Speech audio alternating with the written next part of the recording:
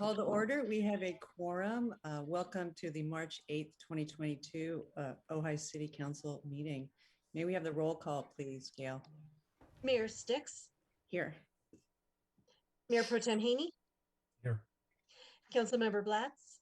Here. Councilmember Francina. Here. Councilmember Weirich. Here. Thank you. All right. And Randy, will you please lead us in the pledge? Sure. Please rise and repeat after me. I pledge allegiance to the flag of the United States of America and to the republic for which it stands, one nation, under God, indivisible, with liberty and justice for all.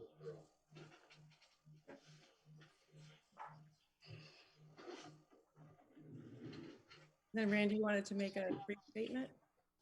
Yeah, thank you, Mayor. I just, you know, with all that's going on in the world today, I know we're gonna have someone touch on the Ukraine concerns that we all have and are all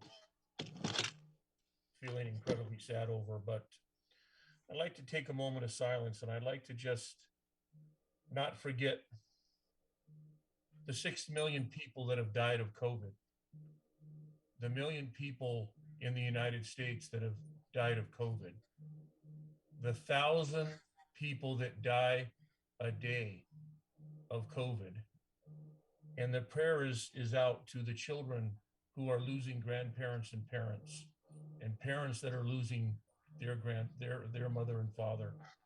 And I just think with all that goes on in our local community and everywhere else, there's just so much pain out there, and there's so much suffering out there that we lose sight. And I'd just like for us to just bow our heads and just, however we choose to do it, just let's not forget. Let's not forget what we've gone through and what we're going through and what we'll continue to go through.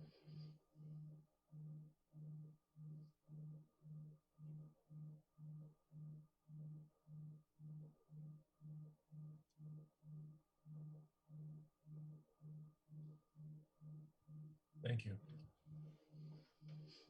Thank you, Randy. Much appreciated. And I'd also like to recognize International Women's Day, which is today. The theme is Break the Bias. So I'd like to just take a moment in thanks and recognition and celebration to all the women on the planet, as well as all the people who are working so hard for diversity, inclusion, and equity. So thank you. We're gonna move on to approval of the agenda. Is there a motion? Move to approve. Okay, and a second, please. Second, Warren. Thank you. Roll call, please, Gail. Councilmember Blatz. Yes. Councilmember Francina. Yes. Mayor Pro Tem Haney. Yes. Mayor Sticks. Yes. Councilmember Weirich. Yes. Thank you. All right, we'll move on to a presentation. We have a proclamation tonight affirming the support of the people of Ukraine. And James is going to tell us a little bit about that and Ojai's connection to peace. Yeah, thank you, Mayor Sticks. We have prepared a proclamation in support for the people of Ukraine. As the mayor and I were trying to coordinate the proclamation and talk about kind of how this relates to Ojai, we included some comments in the proclamation that'll be read, and we included some comments about some of the actions that the city of Ojai has taken over the years that maybe at the time they were taken, maybe people felt like, you know, the small city of Ojai is taking this action. Like, what does this really accomplish? You know, why is this important? And I think now see why cities taking these positions and taking these stances is important. And the actions that we're referring to and that are included in the proclamation as well is the city in 2014 became the 99th city in the world to join the International Cities of Peace Project. In 2018, the city of Ojai declared itself a nuclear-free zone. And We've also participated in the Peace Pole project and the Back to the Brink project, or Back from the Brink project associated with the nuclear free zone project. And so we wanted to highlight those actions that cities can take to show that they support peace and that they are supporting the nuclear free position, which again, 4 years ago, people may have said, well, how important is it to be nuclear free? Well, I think we're all seeing right now why it is important for cities to take those positions in times of peace, but especially in times of war or in light of the invasion of Ukraine. So with that, I know Mayor Sticks is going to read a proclamation that talks about some of those actions the city has taken. And I think we also, Mayor, I guess, should I go ahead and introduce, or do you want to introduce our speaker related to that item? You can do it, or I'll do it. Go for it. I'll turn it back to you. All right. Thank you, James. And thanks for coordinating this. And also thank you to Gail Davis, City Clerk, for preparing this beautiful proclamation. Proclamation. Whereas the Ojai Valley has long attracted those seeking to awaken and uplift human consciousness and embrace the common humanity of all people. And whereas the city of Ojai has historically honored that spirit by taking action to promote peace, including in 2014, joining the International Cities of Peace Project to become the 99th International City of Peace. And in 2018, declaring the city a nuclear-free zone, wherein the city adopted policies prohibiting investments in and contracts with parties engaged in work supporting nuclear weapons. And whereas the city of Ojai recognizes the inalienable right of all peoples around the world to self-determination and to live in peace. And whereas the country of Ukraine faces unprovoked, unrestrained, and unconscionable military aggression from the Russian Federation in an attempt to destroy Ukraine's independence and territorial integrity. And whereas the Ukrainian people, their leadership, and their president have inspired the world with their resolve, fierce defiance, and patriotism in the face of this humanitarian crisis. Now, therefore, be it proclaimed that I, Betsy Sticks, Mayor of the City of Ojai, and on behalf of the Ojai City Council, do hereby condemn the violation of Ukraine's sovereign national border, oppose the unprovoked armed conflict, and affirm Ojai's support for the people of Ukraine. While recognizing that this proclamation from one small town bears little meaning on its own, we appeal to other cities and governments to make similar affirmations on behalf of their citizens and to call on their national leaders to help preserve the sovereignty of Ukraine. Thank you. And now it's my pleasure to introduce Brian Berman, who is a local peace builder and the co-founder of the nonprofit Awakening Peace. So thank you so much, Brian, for representing Ojai's commitment to peace and for all the work that you and Lisa do to promote peace in Ojai and the world. I've had the opportunity to spend a little time with Brian, and he walks his talk and works for peace on the inside and on the outside. He is the change that we all want to see in the world. So thank you very much. And let's bring in Brian. I think, Brian, you are in the meeting. Thank you. Can you hear me? Yes, thank you. Great. Well, thank you all. I've already been introduced as the co-founder of Ojai International City of Peace. And in 2014, my life has been about awakening peace since the Vietnam War. And I just had this vision one day here in beautiful Ojai. Why don't we create cities of peace? Just made sense to me. And fortunately, some of my friends here in Ojai had met Fred Arment, the founder of International Cities of Peace, and they said, well, let's go big. Let's go international. Let's just not be a local city of peace, let's be connected to an international city of peace. So presently, there's 350 international cities of peace, independent in how they address local, regional, and global needs nonviolently. Its aim is to reduce conflict and bring about greater safety, prosperity, and quality life to its people, and by this to all humanity. Being a city of peace encourages unity within community organizations to reduce violence, to build and strengthen a culture of peace within Ojai. When we live by the golden rule and acknowledge that peace begins within each of us, our actions become compassion and a benefit for all. We honor our culture of peace based upon our one shared humanity and interconnectedness with all life. Ojai is also a tourist destination where safety, serenity, and beauty come together. Our natural trails, parks, organizations, and businesses promote good health and peace of mind. This spreads peace and goodwill to other communities. As a city of peace, Ojai is a community that fosters a culture of peace in our homes, schools, businesses, government, and all aspects of community life. We are dedicated to serving the emergence of personal, ecological, and universal well-being. We stand together with the needs of the Ukraine people, as stated in the proclamation. And in Ojai, when it became a nuclear-free zone in 2018, we knew, especially listening to Dr. Bob Dodge, explain that nuclear weapons are the biggest health threat to humanity. And Ojai stepped up.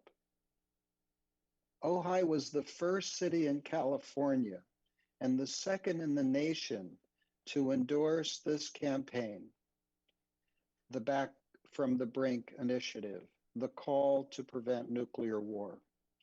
Together, there are 399 organizations, 326 local and state officials, 57 municipalities, and 6 state legislative bodies that have done so.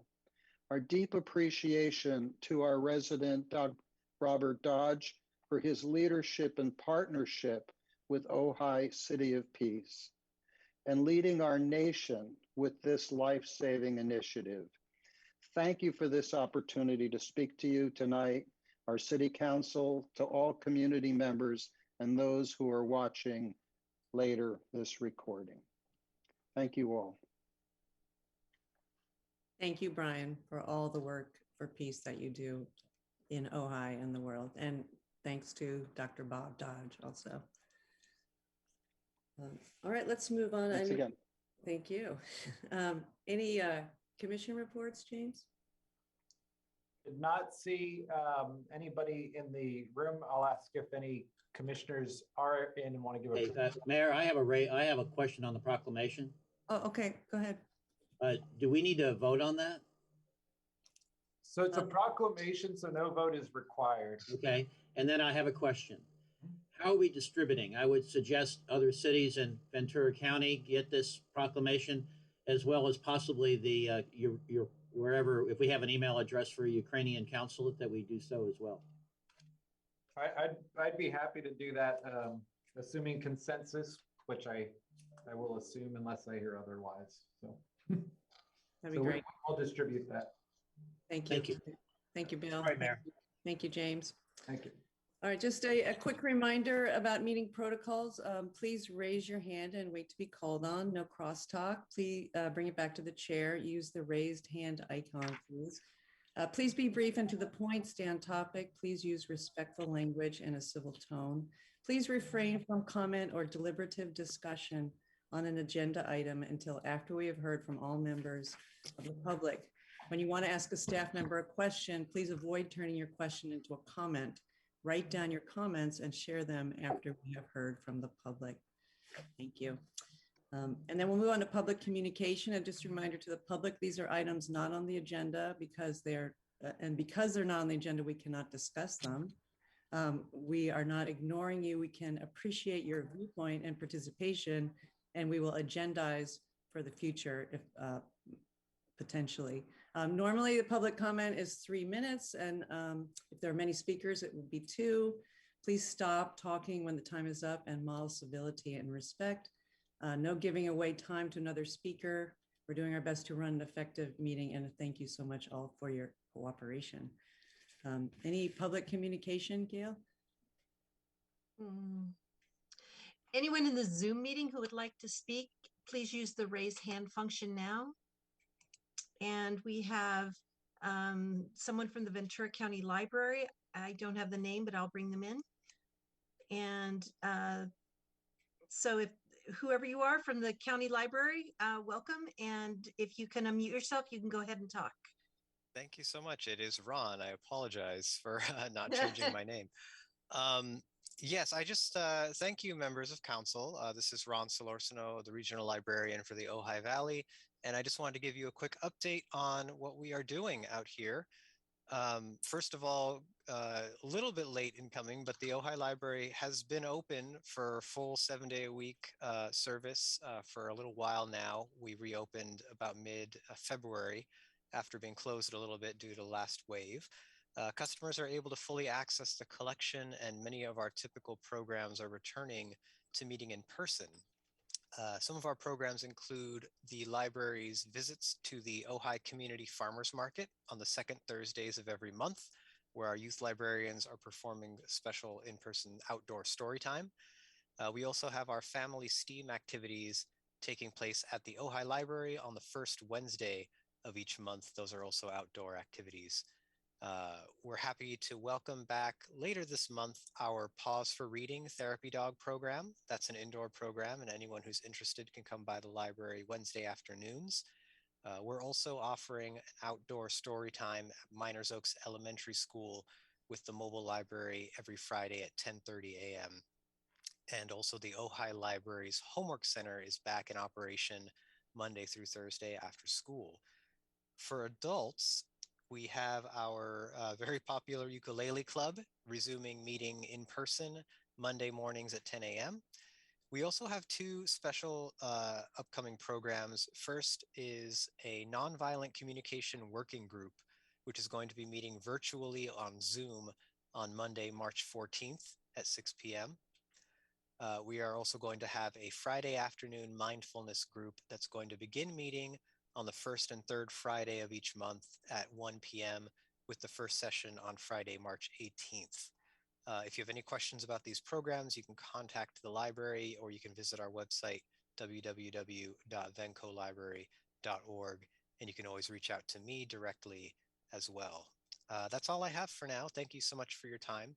If you have any questions, don't hesitate to contact me or the team. Thank you.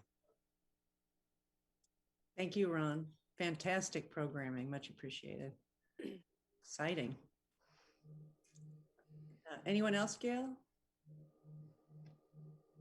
If there's anyone else in the Zoom meeting who would like to speak, please use the raise hand function now and I'll call on you. And, oh, we have Larry Steingold and I will unmute him. Mr. Steingold, if you're there, if you can unmute yourself, and there you go. You should be able to speak now. Thank you very much. Could you please, or someone please clarify the request for virtual meetings, that are they going to be together with public meetings or instead of? That's all I'm interested in. Thank you. Thank you, Larry. Continuing resolution. That's all. Thank you. Thank you. Any more public comments, Gail? Let me see. That he was the last one. There's no other speakers to raise their hand. Okay, great. Thank you. All right, well, let's move on to the consent calendar. Bill, is your hand up? Yes, I want to pull item H for discussion. Okay. Souza? Same here. Okay, great. Motion to approve everything else? I'll move to approve consent calendar items A through G and item I. I'll second. Okay, all right. Roll call, please. Gail? Mayor Pro Tem Haney, Yes. Mayor Sticks, Yes. Councilmember Francina, Yes. Councilmember Blatz, Yes. Councilmember Weirich, Yes. Thank you. And then you pulled H? Yes.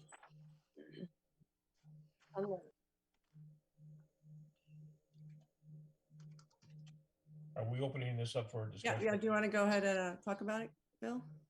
Yeah, I have a legal question, and before we get into discussion, if that's okay, of Mr. Summers. Sure. Mr. Summers, I read in the staff report that the option under ABC 361 is either or. In other words, it reads either state and local officials have imposed or recommended social distancing, or in-person meetings pose an imminent risk to health and safety of attendees. So may I assume, based on that in terms of our resolution, AB 361 can be invoked simply by the finding number 1 and does not require finding 2 and 3? Yes, that's correct.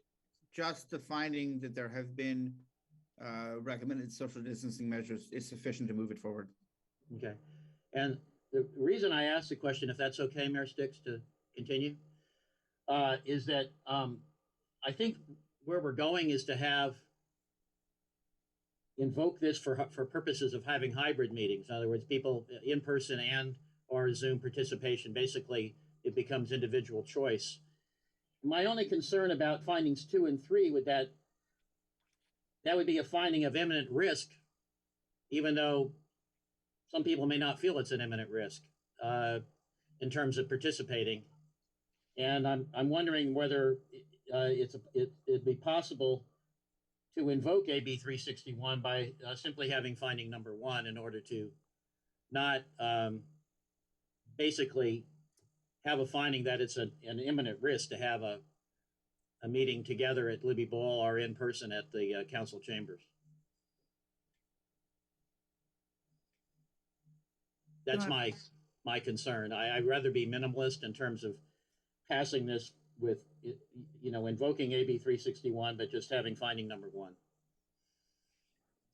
I would support that. After I ask some other questions, but I would support that. Any comment from staff?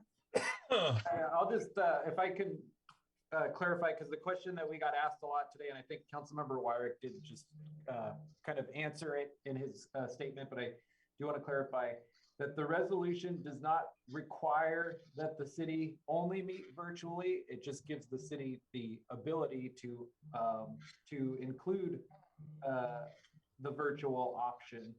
And so I've sent a few people who had asked questions about this today. I sent them emails explaining this,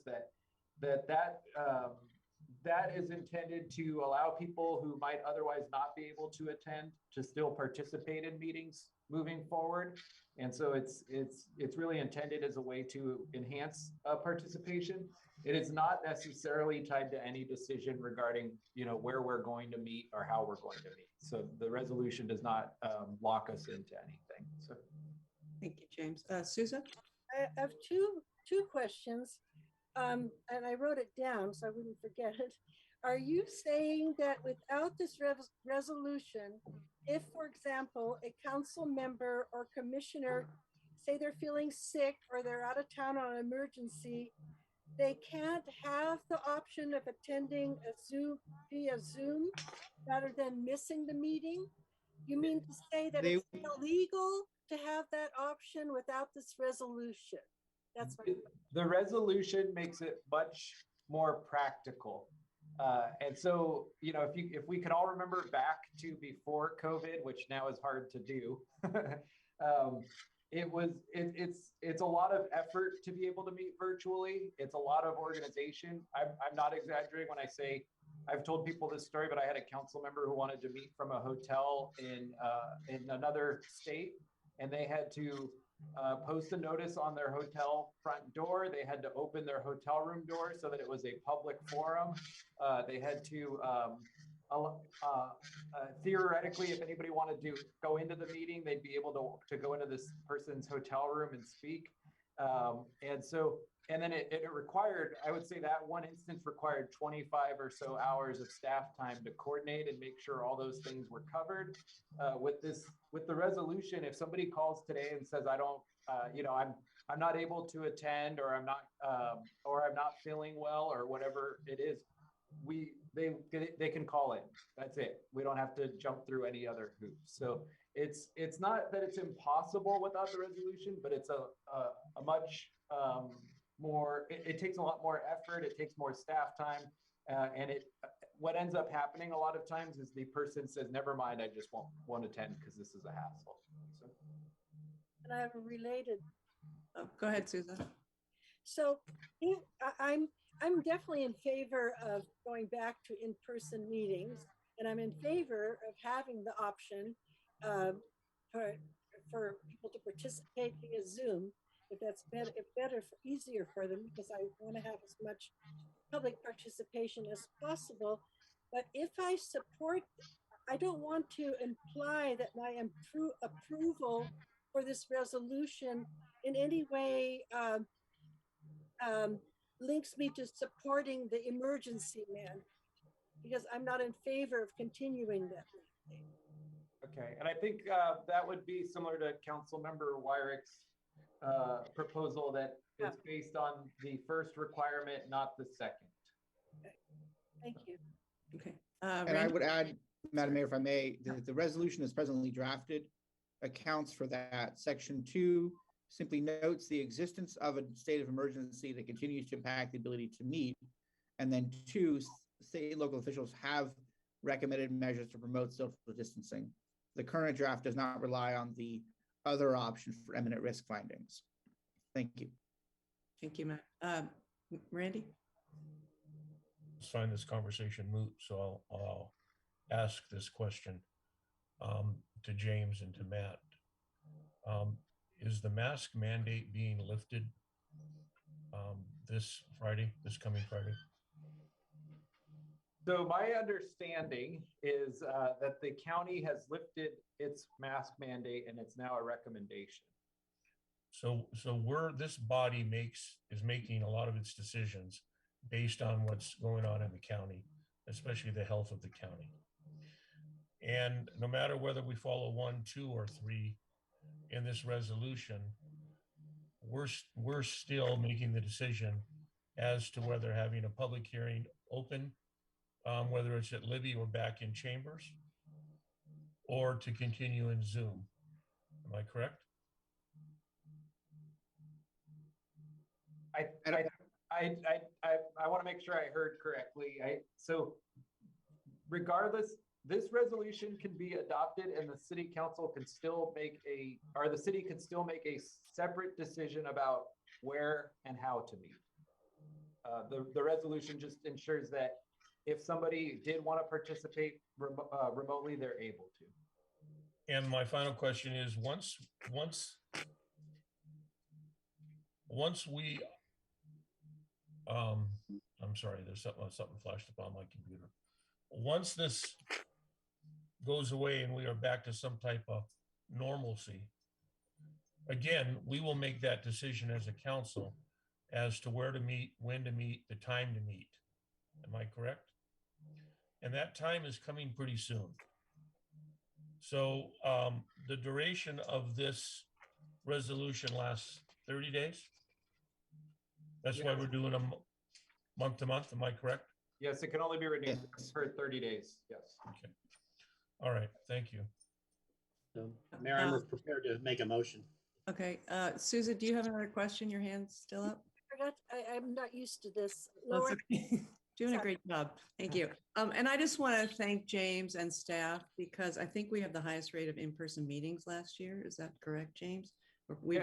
You know, and I think I would say that speaks to, I think the city council has had that commitment of trying to do everything possible to encourage public participation. We had we had calls from other cities asking about how we were doing them outdoors at the bowl. And I think that we kind of, were the first to do that. It's just this combination right now of it's been very cold on top of everything else. But yes, to answer your question, I think we were in person when most had gone virtual. Yes.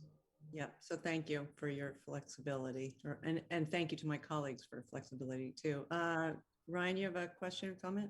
Yeah, I just want to say before we all start thinking this is over, I'm currently COVID positive as well as a bunch of people around me. So regardless of what anybody thinks, let's not forget that it's not over yet. That's all. Thank you. Thanks, Ryan, and best wishes. Hope you get better soon. And the other thing I'd like to say is that we realize we're moving to a hybrid world. Meetings are all moving this way, and we're becoming more flexible so that more people can participate. So that's a wonderful thing. Randy, you have a question or comment? Yeah, just a comment. Yeah, I read all of the comments that came in to the city hall and the council. And I think there was a sense that we're not open and that we're not trying to be as transparent to the community as some community members I think we're not. The reality of this is we were the first community to mask. We've been the safest community in the county. I made a comment months ago that we'll more than likely be the last community to unmask.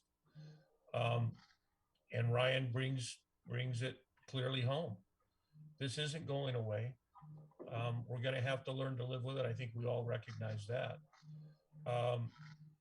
But having the ability to zoom in is something that I think we need to look at.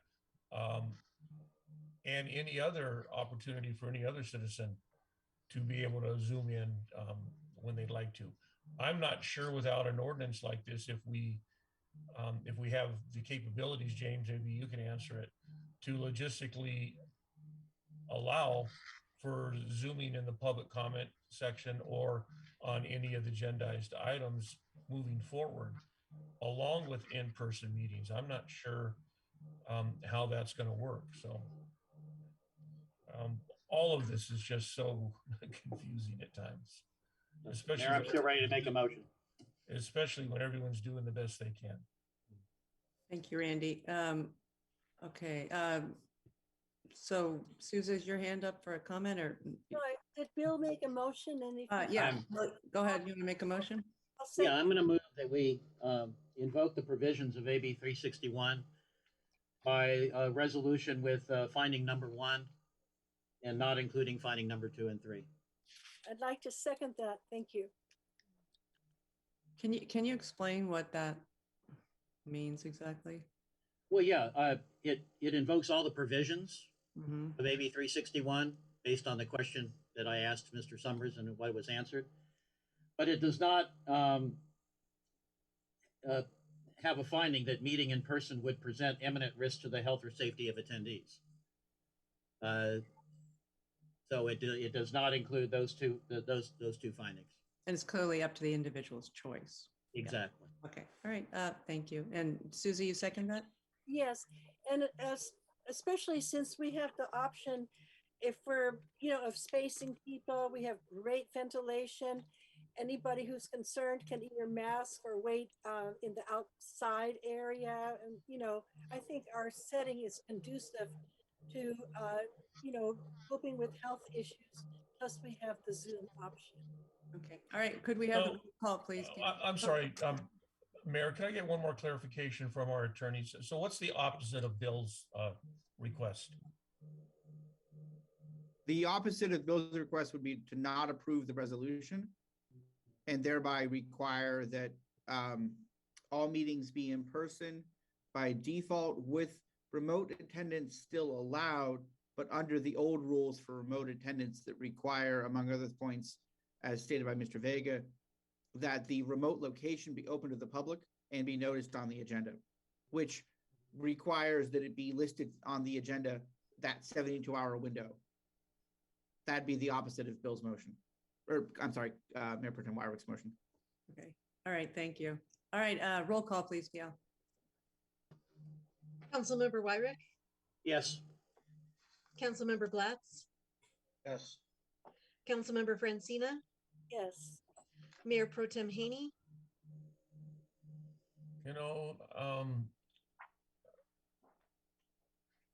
I'm going to vote yes, but it's a hesitant only because I'll be honest with you guys, I'm not quite sure if I'm 100% behind it. I'm not sure what risk we're placing on the community and what additional time we're placing on staff.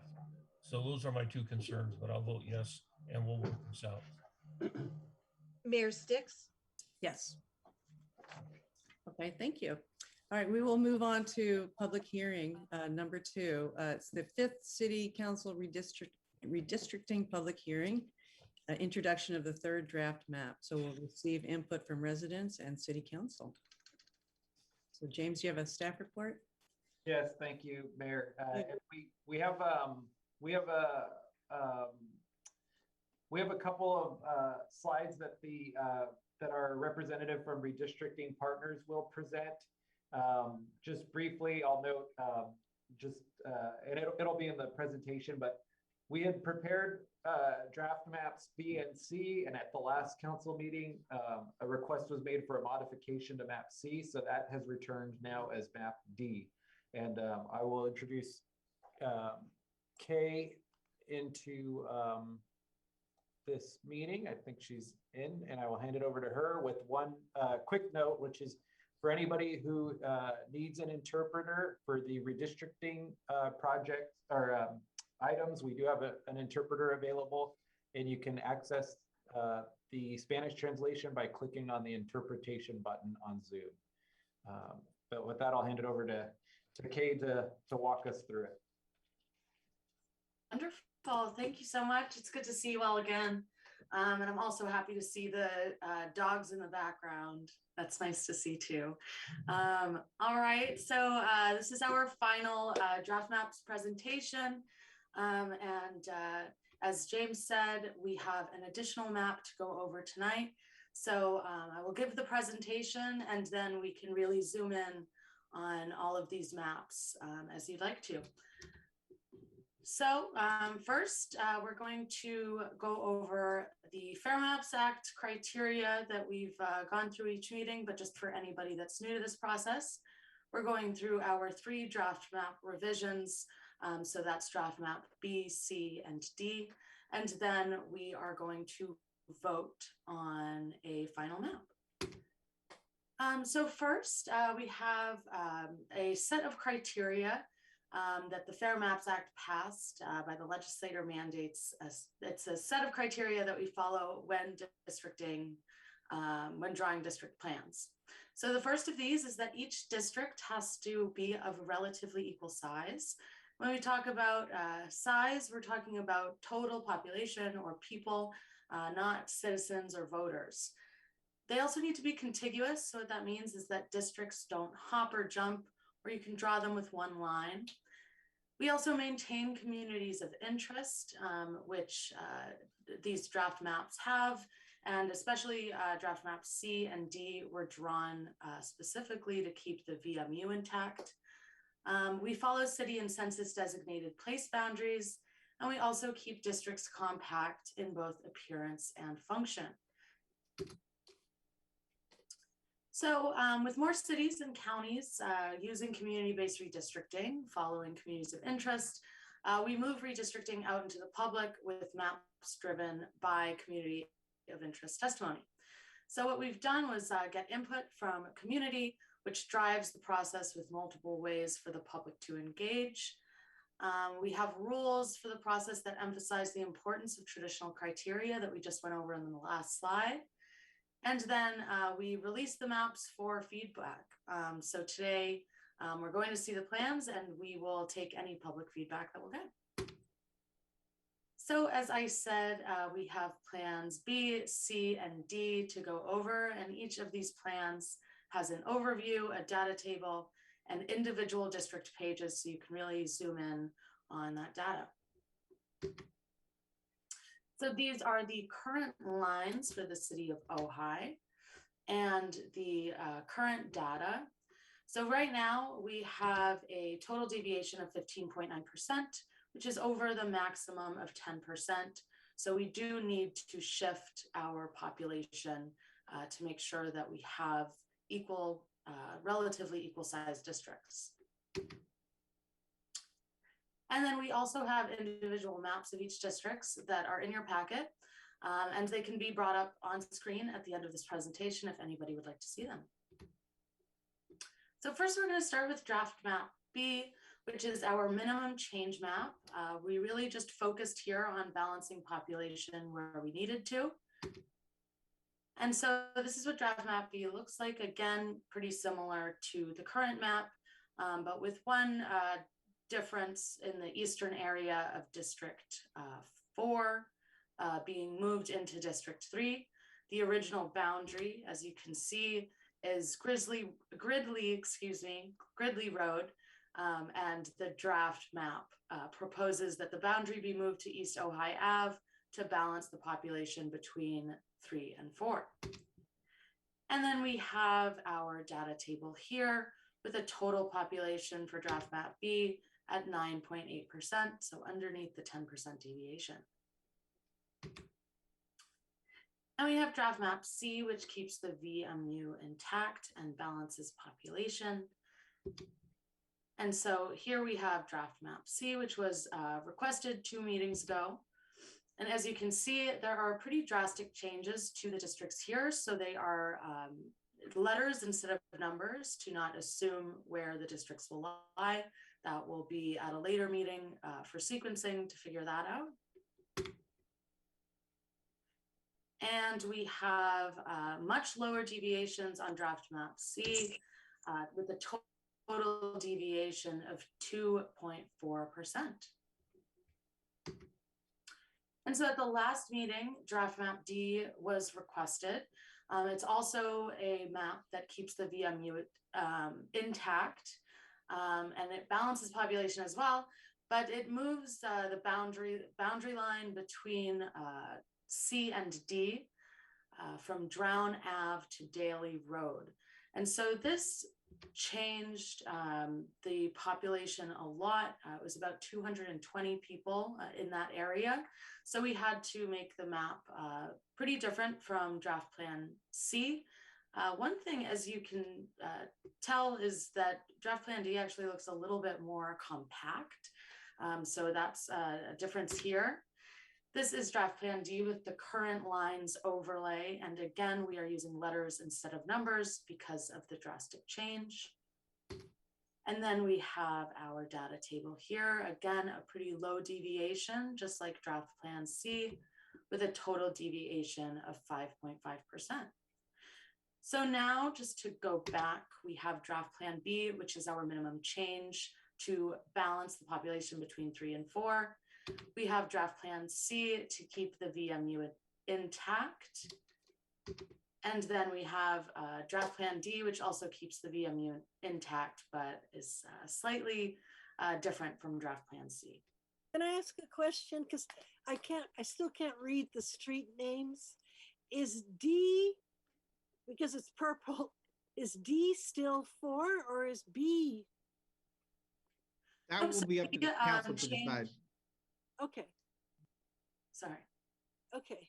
So can you just give me a moment to look at the street names one more time? Just, I'm starting to focus on. Okay. So B south is the south side of Ojai Avenue.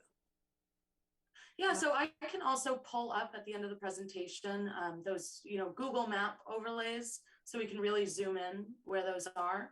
But one thing to consider go here. ahead and finish, and then we'll take questions after, Souza. Okay. And just to point out, with draft plan B, is our minimum change. So it keeps, relatively the same boundaries as the current lines. But draft plans C and D are such drastic changes that we do not have specific districts for them. And that's going to come at a later meeting when you number those districts. And that's actually where I'm going to jump in, if I could real quick there. We have prepared proposed sequencing for maps C and D, and I'll be covering that after Kay's presentation. The council could adopt a map tonight and sequence it later, or you could adopt and sequence tonight. Both are valid options, and I'll be covering some options for sequencing after Ms. Montplaisir's presentation. Thank you. Great, thank you, Matt. Okay, so next steps, as Matt just said, tonight we will be choosing a map for adoption, excuse me, so either maps B, C, or D. And then the final draft map must be adopted by April 17th. So I am happy to take any questions, and I also can pull up the Google Maps so we can zoom in on streets if you'd like to do that as well. Thank you, Kay. Much appreciated. Questions from council? Is Matt gonna? Yep, Souza, go ahead. What? I thought Matt was going to clarify some things. Yeah, let me go ahead, if I may, Mayor and Council, and suggest, and I don't know, James, I know I sent those slides. I can screen share them too, if that's easier. Oh, you're on mute, James. James, are you able to pull those slides up from Matt? Yes, I can. Thank you. What I've got is I got 5 slides that show sequencing options. Map B, there's really just one option, so that's easy. Maps C and D, there's 2 options, and I'll talk through those briefly with the slides if they're pulled up.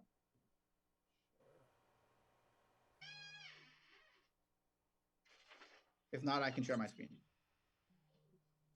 Thank you. All right, so can you make those full screen? Map B, which is noted as the minimum changes map.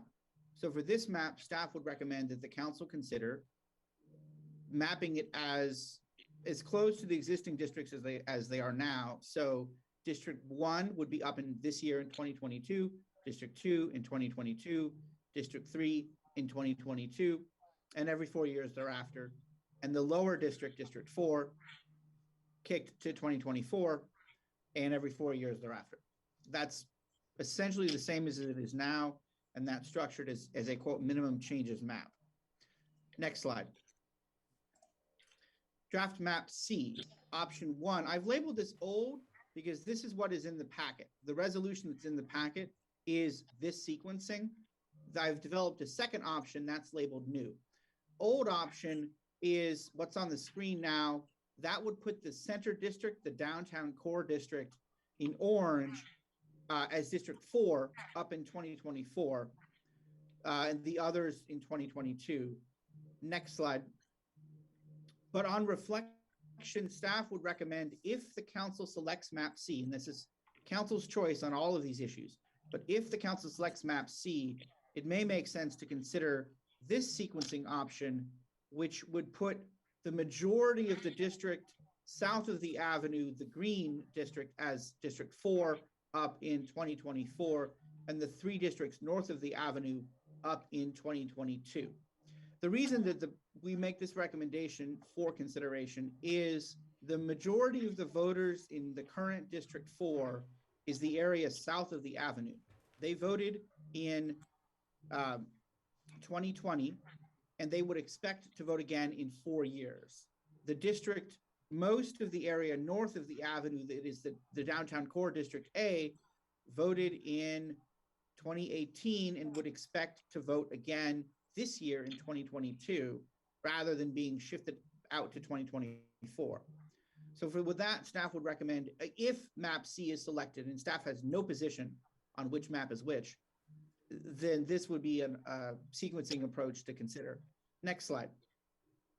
Map D. Here too, I've mapped what was in the resolution. This would be the old approach, the same thing, the center district up in 24, the other 3 up in 2022. Next slide. Last slide. This is map D, the new option that would put same rationale as with map C, the area south of the avenue who voted in 2020, they will expect to vote in 2024. and that would be the district to mark as District 4. The other three districts, red, orange, and purple, north of the avenue, would all be up in 2022. And as noted, the City Council can select one of the three maps tonight and defer to a future meeting, the sequencing question.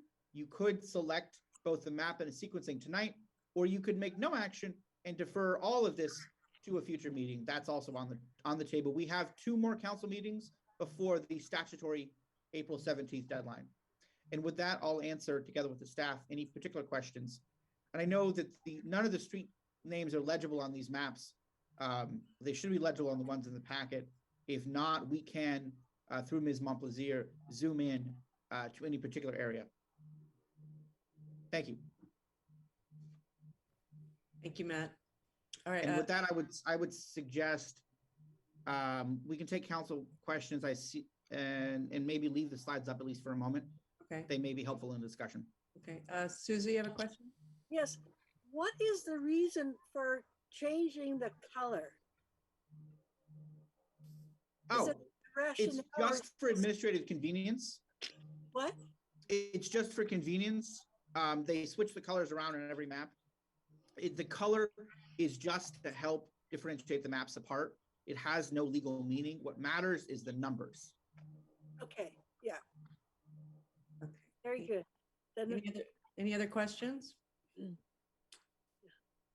Okay, we will go ahead and open the public hearing. Gail, any public comments? Anyone in the Zoom meeting who would like to speak, please use the raised hand function now and I will call on you. And no speakers have raised their hand. Okay, we will go ahead and close the public hearing and move on to discussion. Bill. Yeah, first I want to really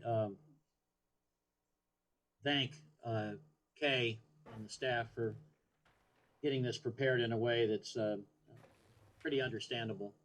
And so I appreciate that. And I'll just lay my perceptions out on the table right away. First of all, I think that the sequencing, I'm going to work backwards a little bit. I don't think there's any question but that the sequencing should be in line with voter expectations as much as possible. People voted for in area 4 there with the expectation of a 4-year term, and I think we would respect that. So I'm in favor of the new for both C and D in terms of sequencing. In terms of the 4, if you look at their criteria, communities of interest,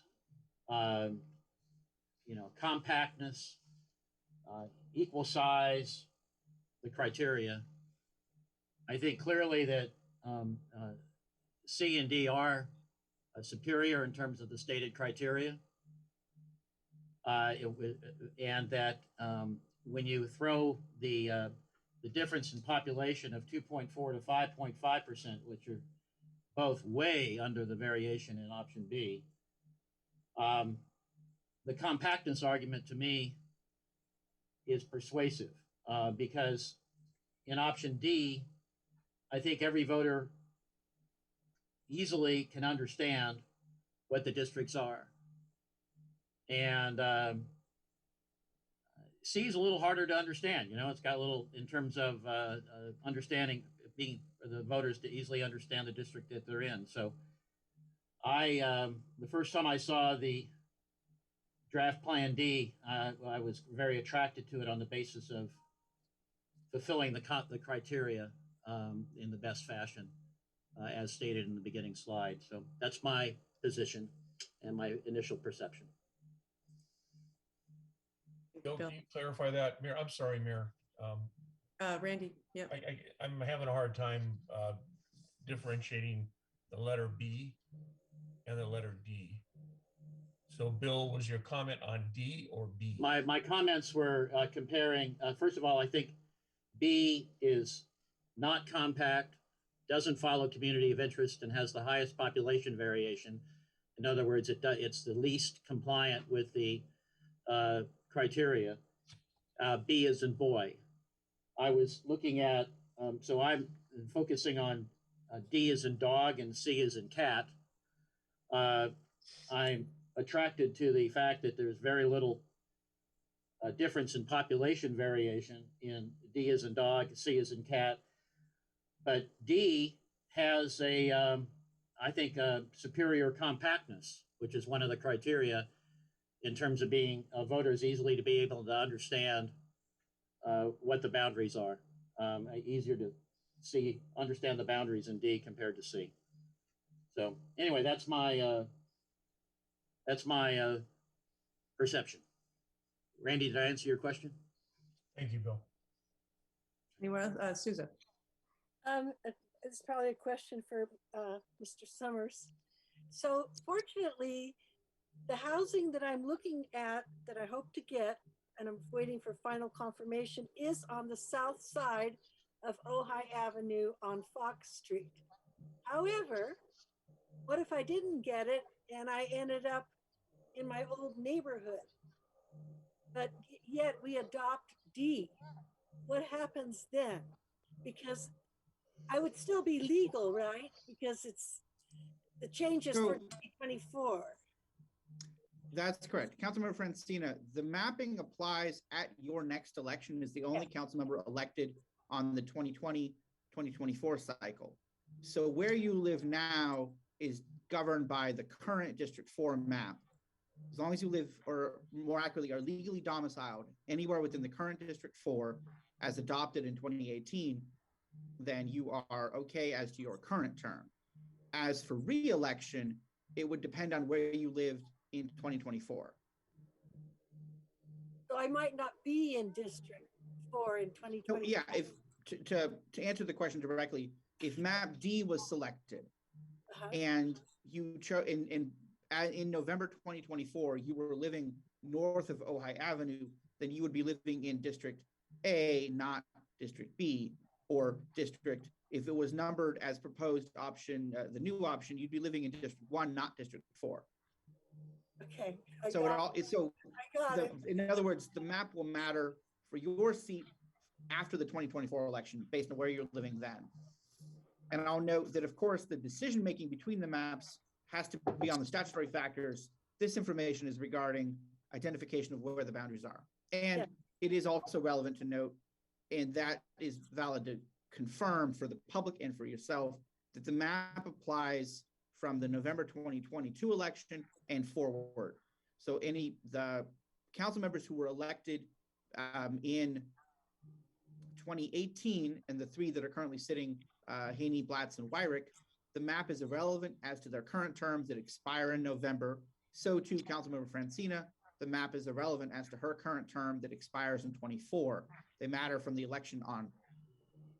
We heard it from the horse's mouth. Thank you, Matt. Thank you. Thank you.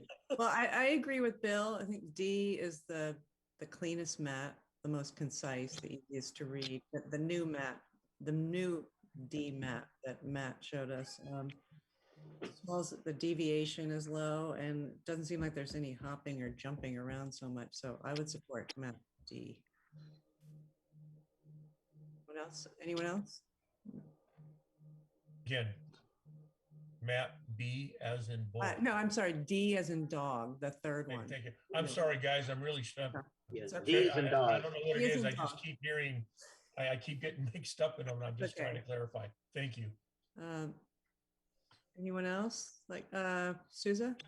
I also am in support of map D, but I just want to say again for the public that's listening, every single council member here, no matter what district or whether they're the mayors at large, we all represent the entire city. These are artificial boundaries mandated by the state, and we all vote on matters that impact the city at large or impact a particular district. But, you know, there is it makes sense that if you live in a certain district that the people that vote you in are going to reach out to you on certain matters.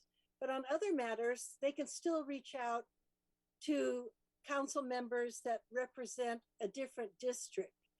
Did I make that clear? Just so the public understands, they can still reach out to any council. They can choose to reach out to the council member that represents their district, or they can reach out to any other council member or the mayor who's at large. Do you want to confirm that, James? Yes, it's not, council members would still be able to respond to inquiries citywide. Yes, once the maps are adopted, just like we have maps currently, so it'd be similar to that. So. All right, thanks. Well, it sounds like we're getting some consensus. Randy and Ryan, do you want to add anything? Bill? For purposes of moving this along, then, I'm going to make a motion to adopt draft Plan D with the new sequencing proposed by our city attorney. I'll second. Wonderful. All right, roll call, please, Gail. Mayor Sticks, Yes. Mayor Pro Tem Haney, Yes. Councilmember Weirich, Yes. Councilmember Francina, Yes. Councilmember Blatz, Yes. Wonderful. Thank you. And thanks again to Kay for all your hard work and expertise. Thank you, Matt, for clarifying. Much appreciated and moving it forward. And Kay, I hope we don't see you for another decade. Yeah. Thank Thank you all. Have a good night. Thanks. Bye. Thank you, Kay.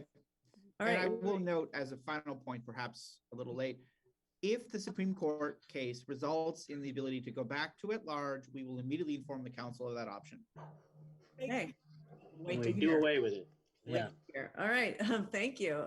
We'll move on to discussion. Number 3, discussion of an Ojai evacuation plan. And I just want to thank city staff, specifically City Manager James Vega, for accomplishing what was called impossible. Ojai's getting an evacuation plan. I'm proud of our collaboration with the City of Malibu, who is way ahead of us on this topic. And thank you, Malibu. I also want to thank retired Ventura County Fire Chief Bob Roper. We are so lucky to have one of the leading fire experts in the Western United States living in our town and generously volunteering his time. And I look forward to bringing this evacuation plan to fruition soon. Really exciting. So James, you have a staff report?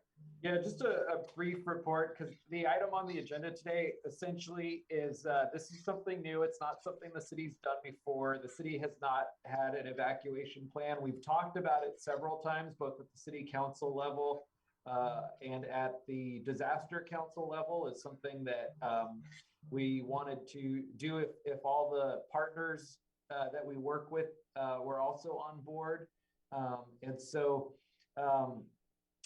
the item on the agenda essentially is to notify the council that we have consensus that among the partners, the police department, the sheriff's department, and our police, the fire department, and the city, and the kind of the main players on the evacuation plan. We also are working on increasing our coordination with the Ojai Valley Fire Safe Council as well. And so we're at a point where we can move forward on this evacuation plan, but it will take some staff time. So the item on the agenda today is to ask the city council to authorize staff to start that work.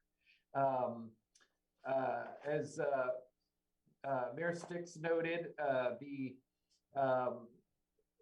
the plan that we are planning to model ours after, just as far as style and formatting, is the Malibu plan. Malibu's was adopted in August of 2020.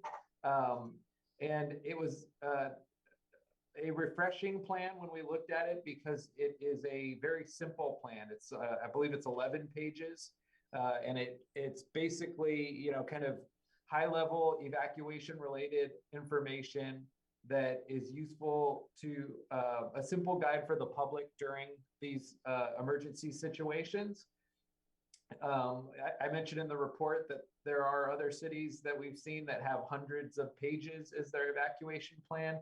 We are recommending moving forward with kind of a simple, streamlined plan similar to Malibu's, but working with fire, the police department, and other stakeholders as listed on the in the staff report to develop an Ojai centric version of that plan.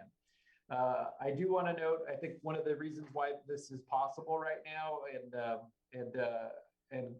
is because of the partnership with recently retired Fire Chief John McNeil as well. When we had the last time we discussed emergency preparation at the city council, at a city council meeting, we talked about Chief McNeil's willingness to work with the city and volunteer his time to make some of these things happen. And he and I have been meeting with the different stakeholders, the police department, the fire department, and some key other ones to get everybody on board with this, with developing this plan. So he's a big part of it, and he's volunteered to work with us closely to move this project forward as well. So for us, it really is a case of the timing, I think, is right.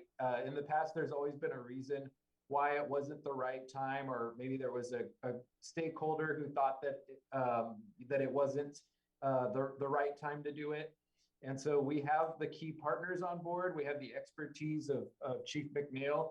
And so we are recommending proceeding with development of this plan over the next few months. The first step will be meeting with stakeholders, but there will be several opportunities for feedback as the plan develops. So again, the item tonight is simply to get the approval to start working, start moving it forward. So with that, we are recommending that the city council authorize staff to start the development of the plan and to start holding those stakeholder meetings to begin development. And we're also open to any feedback today from the council regarding what could be in the plan. We lay out in the staff report what we are proposing to have in the plan, but that's the starting point. So with that, I'll turn it back over to you, Mayor. Thank you, James. Very much exciting. All right, questions for staff. Randy, you have a question? Yeah, I just wanted to clarify. You stated that Mr. Roper was involved in this, and at this level, I was under the impression that it was John McNeil and you, James. Am I correct? And the development of this plan has been Chief McNeil and myself, yes. Okay, and you are going to bring in Mr. Roper? Is that what I'm hearing from the mayor? Mr. Roper is on the disaster council currently. Okay. I just was wondering who was initiating this. And then I just kind of, James, we have an existing operations plan that you said is 13 years old. Yes. And 500 pages, yes. Yeah. Well, the question is the fact that it's still 13 years old, and the fact that we're in this mode of actually identifying resources and rectifying the changes that have occurred in the 13 years in our community. Where do you see this emergence? Where do you see these two coming together? Mm-hmm. So I really think we're looking at kind of two different purposes here. The emergency operations plan is a 500-page document that lists procedures for like the city's response to various emergencies. And by that, I mean, there's NIMS and SEMS, NIMS and SEMS emergency response procedures. And they defined kind of what positions in the city are working on what things during an emergency, who's responsible for tracking, for managing resources, who's responsible for logistics of resources, who's responsible for paying for resources. So the 500-page document includes all of that information, which and so to me, that is not interesting or useful for the average member of the community. So that's why for us, we wanted to put our first focus on the Ojai evacuation plan, which is intended to be a much simpler document where in an emergency, any member of the community, any business, any resident, any visitor, because we do have a lot of visitors who won't know all this information, can easily pull out a 10-page document that will have information on where our evacuation shelters are, what the evacuation routes could potentially be, who to call for what thing if it's an earthquake, and a house slips off its foundation, what numbers they would call for that. If it's a storm and the trees fall onto people's cars, what numbers they would call for that. Kind of a simpler, just very useful guide for members of the public. And so we do think it's important to update that emergency operations plan. And I think that will be the next project, but with the timing being right, and I think also the priority being providing good information to the public, we're recommending starting with the evacuation plan. Mayor, the reason I asked that question is I was just wondering if, one, I'm hoping that we're not duplicating a process that's already in place. Two, if we are they synergistic? Are we creating something that might be in conflict with what's existing? So I'm hoping, and James, you could respond to that as we develop this plan, that we're referring back to the original 500-page document, and just resourcing information out of it, but also making sure that we're not creating conflict. Yes, I think those are really good points, and we would try to be very aware of that. I think the evacuation plan, the shorter 10 to 15-page document, shouldn't be in conflict, and Chief McMillan and I will work on making sure it's not in conflict, but it should call out maybe that document highlights the things that are important to the community versus, the community doesn't care which member of the city is going to order, pay for tree removal if we need to do that in any event. So, and then Mayor, my last question is, the only thing I don't see on your list of stakeholders is the community hospital. Do you plan on directing any conversation with them? Oh, yeah. Or yes, for sure. And I thought I was 99% sure we had them on the list. So I'm glad thank you for calling that out. They should be on the list. We received a public comment suggesting that the Ojai Valley News be on the list, and that was an unintentional oversight as well. So we'll add them onto the list as far as a public communications tool. So, and I would say, this is a plan that's going to be developed over the next few months. And so if people do identify other stakeholders, we'd be happy to hear them and to include them in the plans. So, well, Mayor, the last comment was the only thing that I noticed in that aspect is the fact that we list Ojai Unified School District, yet we haven't, how are we going to contact the number of private schools and institutions that we have in the community? That might be something else that we try and coordinate, or at least run this plan through when you're looking for comments when you reach that level. yes. Thank you. Good questions. Thank you. Thank you Susie, you have a question? Yeah.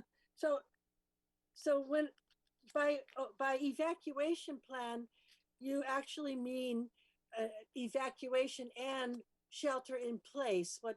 So maybe there's even a more comprehensive name, because when I hear the word evacuation, I always see a caravan of cars exiting the valley different ways.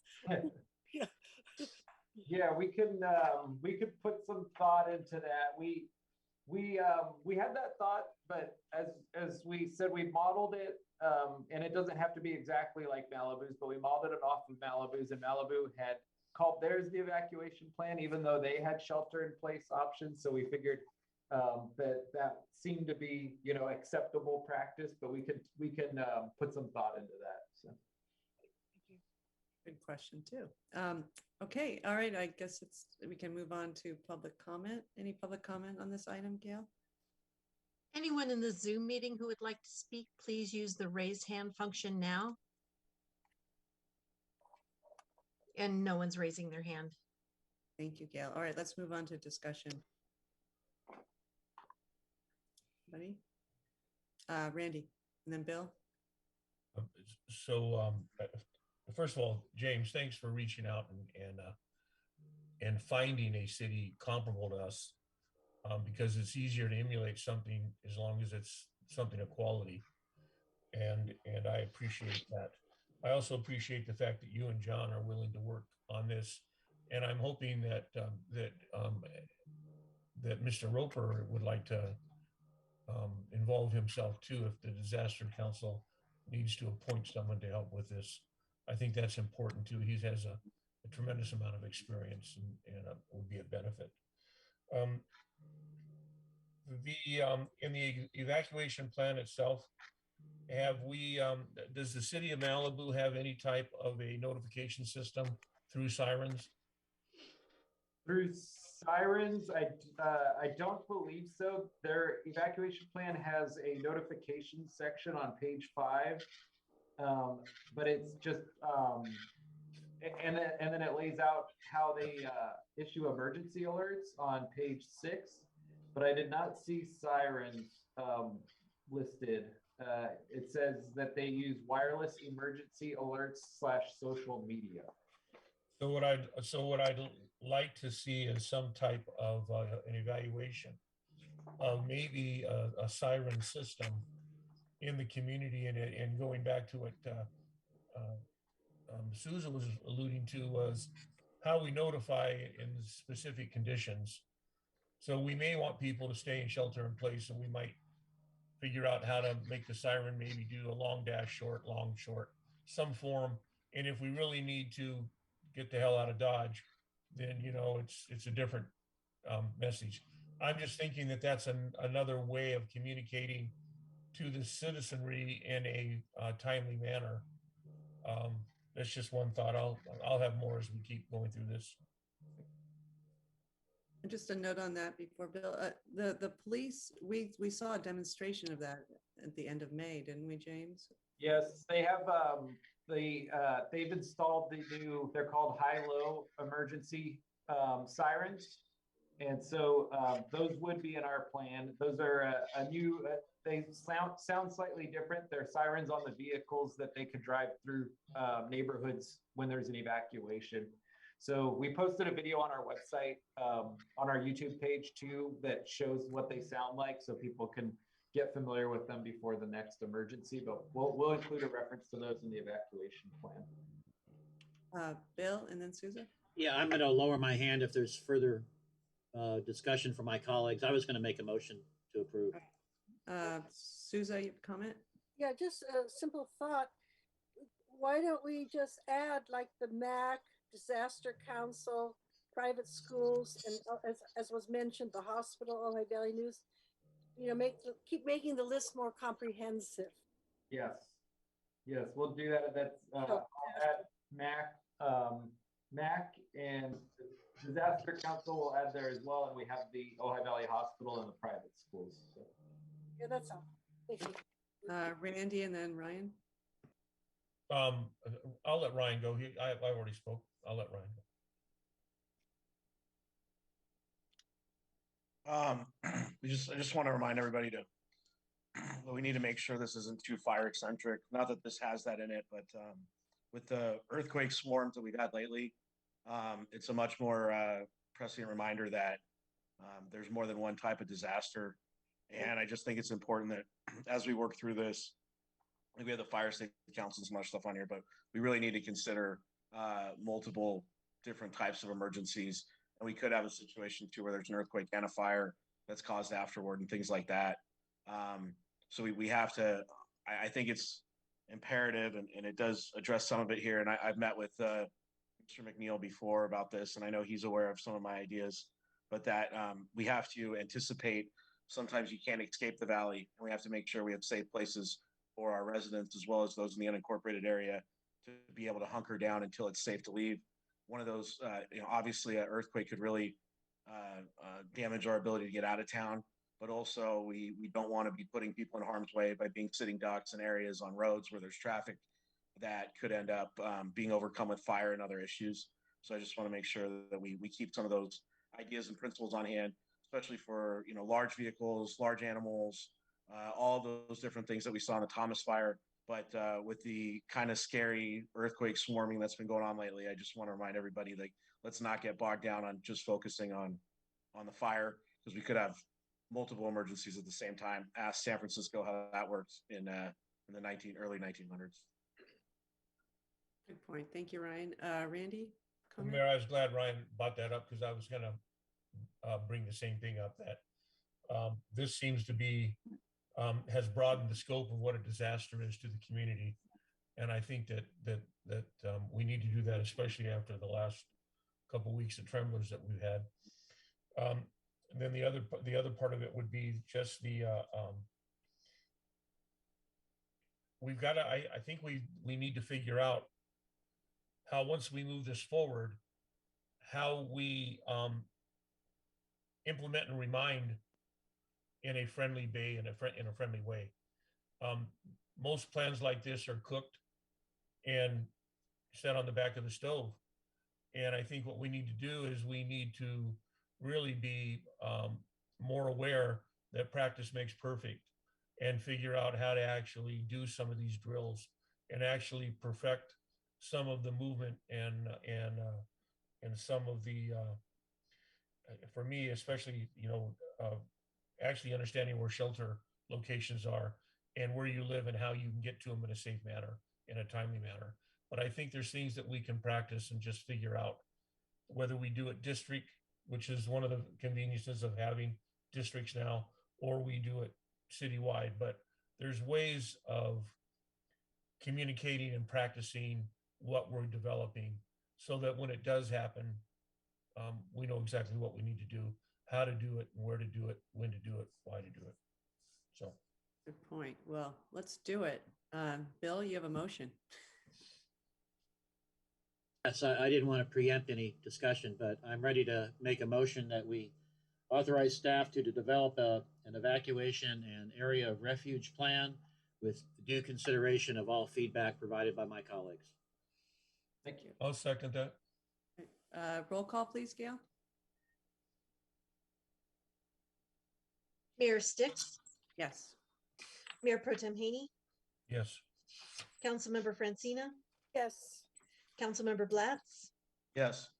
Councilmember Weirich. Yes. Wonderful. Big step forward for Ojai. So let's make it happen. Thank you, staff. And thank you to Chief McNeil and Bob Roper and everyone who will participate in this. And we all know that it's up to all of us, so we all need to participate. So thank you. All right, let's move on to number 4, request from Mayor Pro Tem Haney and Councilmember Weirich to consider modifications to the city code related to the Arts Commission composition. Randy, you want to go or you want me to go? No, you know what? I think this is a pretty simple one. This is the fact that we're trying to consolidate all of our commissions down to the 5-member bodies. We've been asked to do this, especially this commission, by the chair and the chair-elect of this commission. And I just think it just brings us all into alignment. If this council can debate, deliberate, and come to sound policies, I don't see any reason why any other commission shouldn't be able to do the same. I know there was a question regarding resources. I think that the city manager or the city attorney can talk to that, but none of the commissions, I believe, have anyone specifically given to them and authorized specifically through that commission to do work for them. All requests for time of staff time is made through the city manager. And if the city manager has concerns, he brings it to council, just like we did here with providing staff direction to account for hours to create our emergency plan. So I think that based on the request of members from that commission, and based on the fact that that's what we have uniformly in all the other commissions, that we should adopt this and move it forward. Bill and then Susan. I want to just add to what Randy said by saying this is a request to prepare the ordinance. We're not passing an ordinance tonight. This is to prepare it so we have something specific to focus on and debate. And I think it's timely and appropriate to do so. Thank you. Okay. Questions? Any questions from council? Susie, you have a question? Didn't they just make comments? Well, they gave the presentation because and so now it's any questions? Otherwise, I have to wait. Okay. All right. Any public comment on this item, Gail? Anyone in the Zoom meeting who would like to speak, please use the raise hand function now. And we have one person who's raised their hand, Bill Miley. Mr. Miley, if you could please unmute yourself and you can go ahead and speak. I am unmuted. You can hear me? Yes. Okay. So I have some thoughts about what I would call umbrella points of view for all the commissions. So number one would be there should be enough commission members to do the job. Number two would be there should be a representative of age groups, which I don't see now.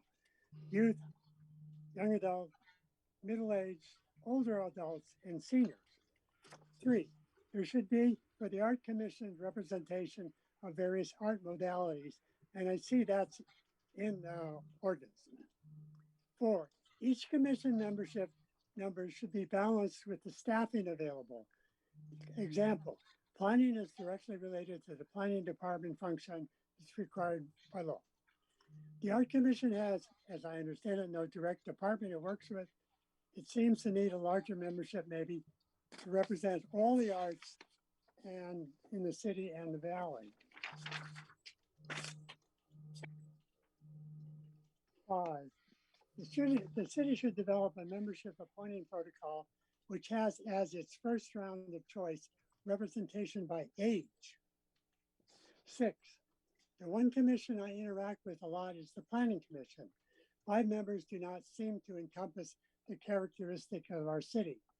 We certainly do not have a wide age range requirement or membership. I know the law says certain skills must be represented, which is good. I believe we need 7. We should have high school member. We should also have 5 age categories: youth, young adult, older adult, adult, older adult, and senior adult. Currently, we have adult and older adult, which limits the point of view. My goal is to have all of our commissions representative of our city population and representative of the subjects the commission deals with. A fun example might be historical preservation would be to have at least someone in the 90s who is trying to preserve and continue historically their life. That's a joke. Thanks for considering my thoughts. That's it. Thank you, Bill. Any other comments, Gail?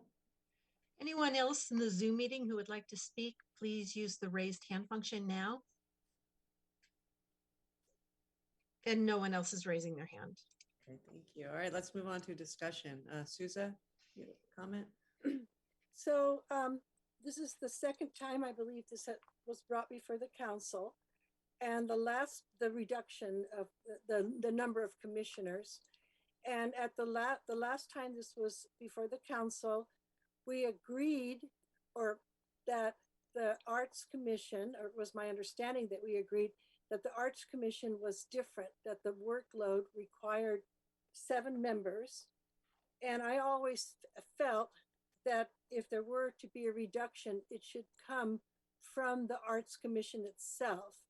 And as my understanding is that there's been no discussion by the Arts Commission regarding reducing the number of commissioners. There may have been discussion outside of the of a public meeting, but not at a public meeting. And please correct me if I'm mistaken on that. And then I want to quote from the former chair, Christine Golden's letter, just one paragraph, which I agree with. Every single past chair has spoken passionately about the need for 7 members so that there is diversity of opinions. There is no art department at the city level, so much of the work of the commission is handled by members in committees of 3. If membership is reduced, committees of 3 will be a thing of the past, and either programs will be dropped and or the art liaison will pick up the work that will cost the city money. I think the art liaison is Louise Gomez. So my question is, you know, at this point we have 5. What's driving this request? I mean, is it lack of applicants? Is there any, you're saying that you feel that it's more efficient, but why not allow the commissioners themselves to decide whether there should be 5 or 7? Why should we decide that for them? Bill, your hand is up. Yes.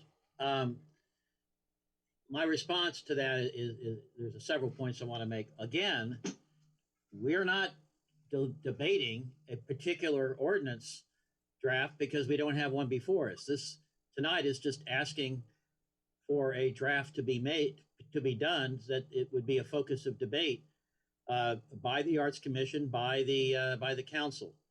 So I think rather than getting into the pros and cons issue, we should just respect the request of the chair and the vice chair to prepare a draft for consideration. That's all this is tonight. This is not even passing a first reading. It is preparing a draft. Second of all, my response to that is that ordinances are council decisions. And so, you know, I think it's important that we accept the responsibility of handling commission composition with due input from the commissions, but these are ordinances and these are council decisions. So I just think it's very appropriate that we prepare something, we direct staff to prepare something that would be a focus of debate and not try to have this debate tonight. Susan? Yeah, well, we are having this debate tonight because well, that's my point. Let's prepare something to be a focus of debate. Bring it back to the chair. Well, you know, and that is a good point because we're just setting up to create the conversation. Susan? Well, I say we wait to create the conversation if the Arts Commission desires to reduce the number of commissioners. Otherwise, I feel like we're wasting staff time. That's my opinion. Also, I would like a better understanding of the actual workload before I vote for any of this, because the point is that we don't have an art department, yet we're internationally known for art, and art is like one of the foundations of our city. I would really like to understand if the workload actually justifies 7 commissioners, and what happens to these subcommittees if there's a reduction to 5. I would like a better understanding of that. Andy? Well, this is where, Mayor, thank you, but this is where, Souza, you need to go do your homework. And you need to go ask your commissioners one-on-one and ask them the same questions you're asking us. The second thing that I want to just say to commissions have the ability to do ad hoc committees at will, which brings in the community, and the community of arts in this city is large.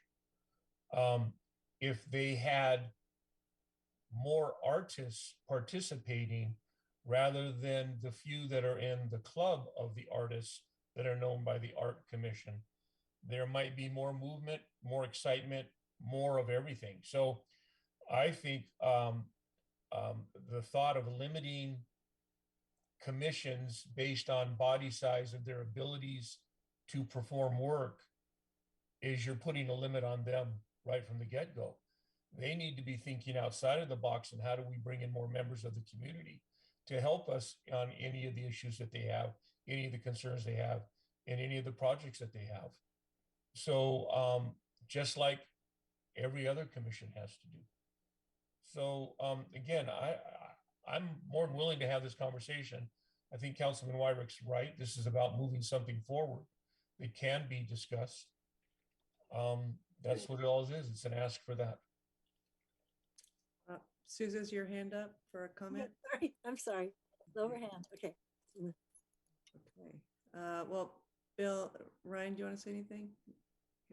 Do you have a motion, Bill and Randy? I will have a motion as precise as I can make it, because I think it's important to be precise in this matter. That we direct staff to prepare an ordinance to amend the code sections for the purpose of focused deliberation. I'll second that. Okay, roll call, please, Gail. Councilmember Weirich, Yes. Councilmember Francina, No. Mayor Sticks, Yes. Mayor Pro Tem Haney, Yes. Councilmember Blatz. Yes. Okay, thank you. All right, let's move on to number 5, options to encourage compliance with city codes regulations related to bicycle and skateboard use in the arcade to enhance pedestrian safety. You have a presentation? Jim? Yes, thank you. And we're getting the chief in the room too, because I wanted to, the chief was going to talk a little bit about some of the actions that he's implementing related to this item. But I'll start while we're doing that. At a recent council meeting, we had talked about agendizing this item as an upcoming city council agenda item. So we provided some background and some information on the issue and kind of the current code requirements and the current penalties. So in short, the issue is the regulations related to bicycle and skateboard use in the arcade.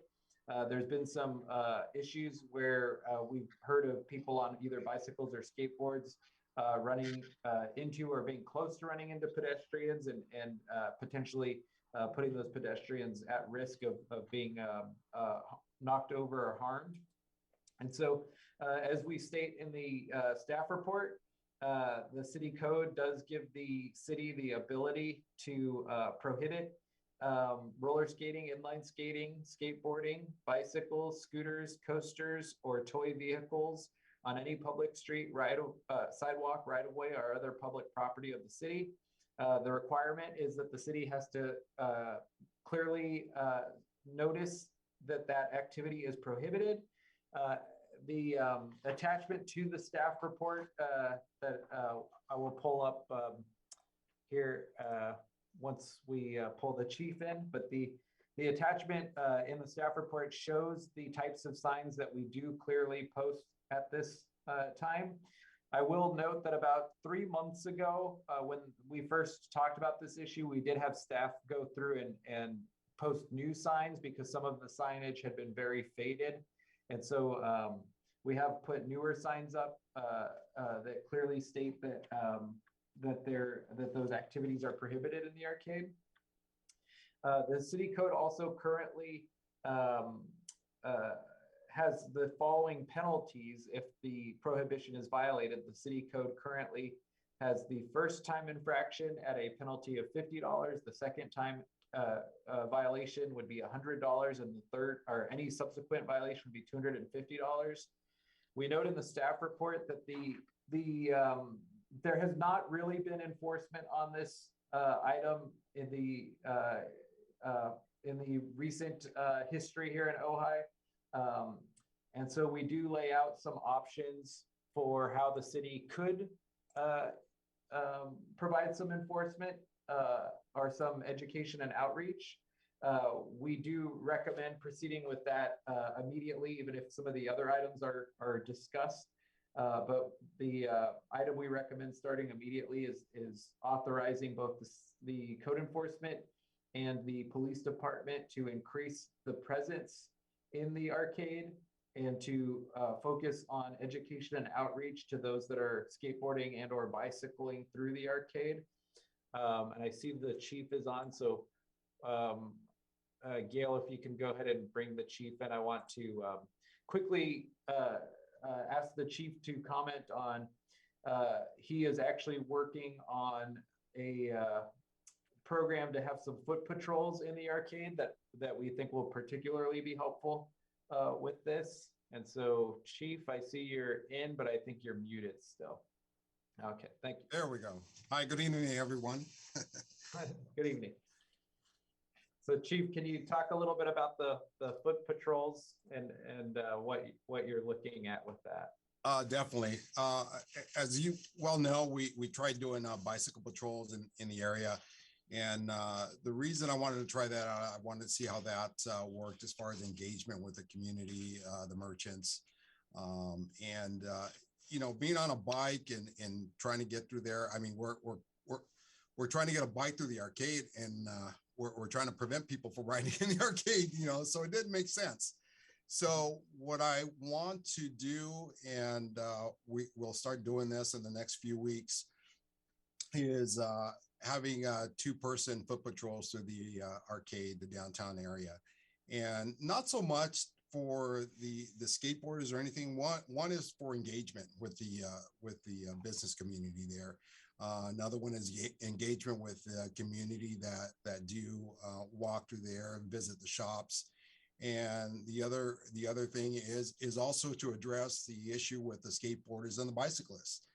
You know, a lot of times they don't see the signs and they're riding through the arcade, and you know, a lot of times it's just a matter of us taking the time to stop them and educate them and say, hey, you can't ride through here on your bike, and this is why you're going to end up hurting somebody. Somebody's not going to see you, and you're going to smack into somebody, which is what we're trying to avoid.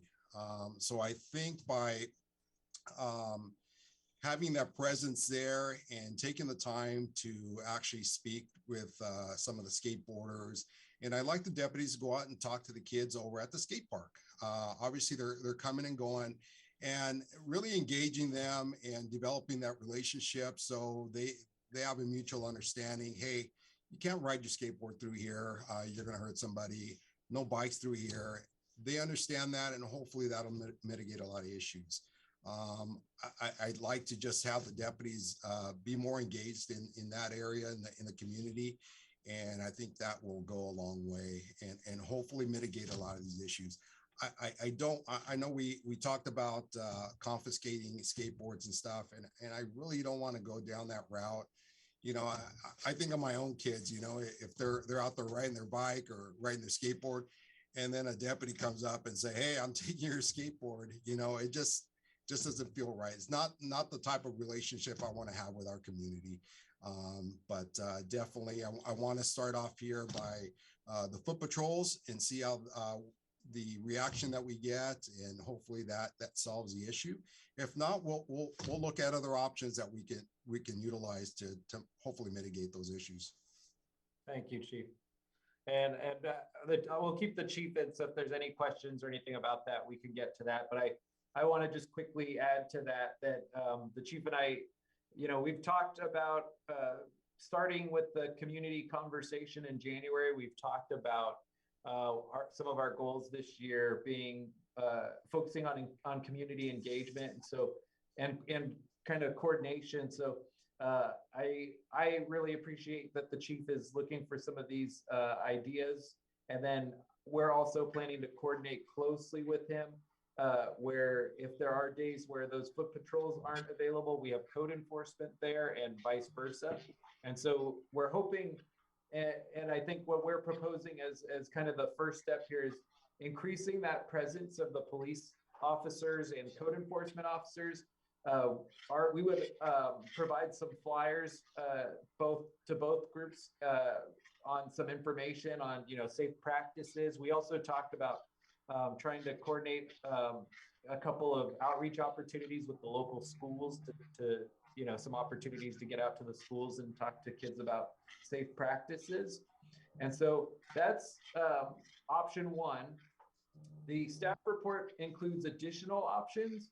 I'll go through those quickly. The second option is increasing and updating signage, which I was going to pull up the image, but it is in the packet, so I won't pull that up unless there's a question. But we have started to do that, and we can continue and look for ways to make that even better.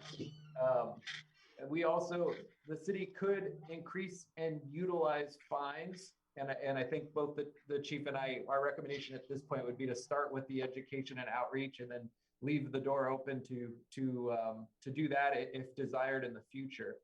And then option four, as the chief said, would be confiscating items. We talk in the staff report, it is an option. There are cities that have done it. There are certain requirements that we'd have to address, like just exactly how it would be done, what a hearing process would be like, or what the process would be to return the items. And ultimately, with just our current resources at this point, we're recommending starting with the step one rather than going forward with all the other steps at this time.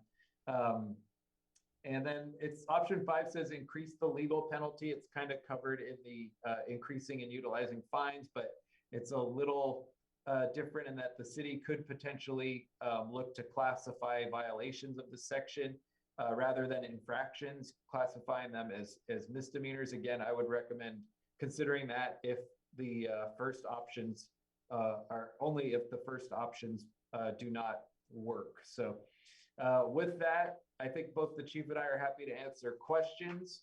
I'll turn it back over to you, Mayor. Thank you. Thank you, Chief. Thank you, James. Question from Bill?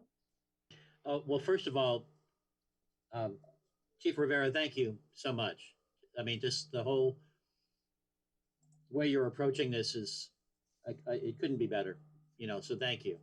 And the way of working with the city on the flyers and the updating the signage and the benefits of this go beyond the issue at hand in terms of foot patrol engagements and supplementing with code enforcement officers. My only comment would be, let's make an effort to understand where the density of infractions is the highest in terms of time. I think there's some identifiable times, maybe after school, maybe on certain times on weekends. And if we could try to focus on those identifiable density of infraction times, and be even better use of our scarce resources. So I think your plan is wonderful. Basically 1 and 2 together. I thank you very much. Definitely. It's definitely a work in progress. So we may make some adjustments depending on the volume of kids that we get through there on skateboards or bikes. So it's just an adjustment trying to get the right thing to work. So thank you. Questions, Susan? No, I have comments. It seems like we're making not yet. We still have to do the public comment. I have a question. Has there been an accident? Not that I'm aware of as far as anybody getting hit by a skateboarder or a bicyclist. I have not been made aware of any incidents. Okay, so no accidents. And have there been any formal complaints? I have spoken to the Chamber of Commerce, and the merchants in that area have complained about the bicyclists and the skateboarders going through the arcade. Yes. Okay. All right. Let's make sure we're hold on. Let's make sure we're. I was going to answer your question. Oh, okay. Go ahead, Bill. Yeah, I've heard from some business owners that have witnessed people being hit, but obviously it hasn't turned into but I'm just saying that might be something Chief Herrera to talk to. I have had business owners tell me they witnessed that happening. Okay.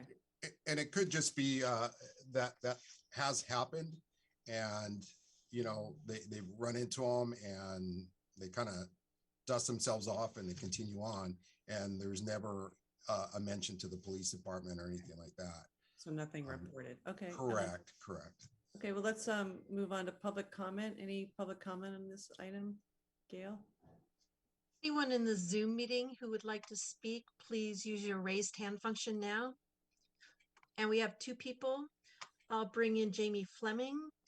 Mr. Fleming, if you can unmute yourself, you can go ahead and speak.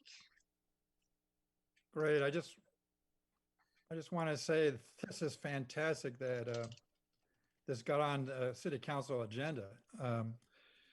It's not only been a safety issue that I've been worrying about when I've been working with the downtown stores, but it also makes a lot of the store owners feel that in the afternoons during the week, they're possibly now losing a lot of customers who just feel a little intimidated, especially the older customers that they might have. I do like the fact that you're going to try and maybe make the signage a little better, but my gut feeling based on the stories and the encounters of the age group we're kind of dealing with during the school week, I would really bet that there isn't one of these skateboarders who doesn't already know they're not supposed to skateboard down the arcade. And so I'm really thrilled, Chief, that we're going to start looking at maybe presence and enforcement, because I think, yes, you can try and educate, but they already know they're not supposed to. It's an age level that I think likes to feel entitled to be able to do what they want. And so I think having your presence and trying to engage and talk to them is really going to go a long ways and maybe establish some kind of rapport. But Councilman Weirich hit it on the nail. To me, especially during the week, it's really pretty evident when this all takes place. And I think we could really focus our resources for the hour or so right after the junior high gets out, when the exodus cruises eastward.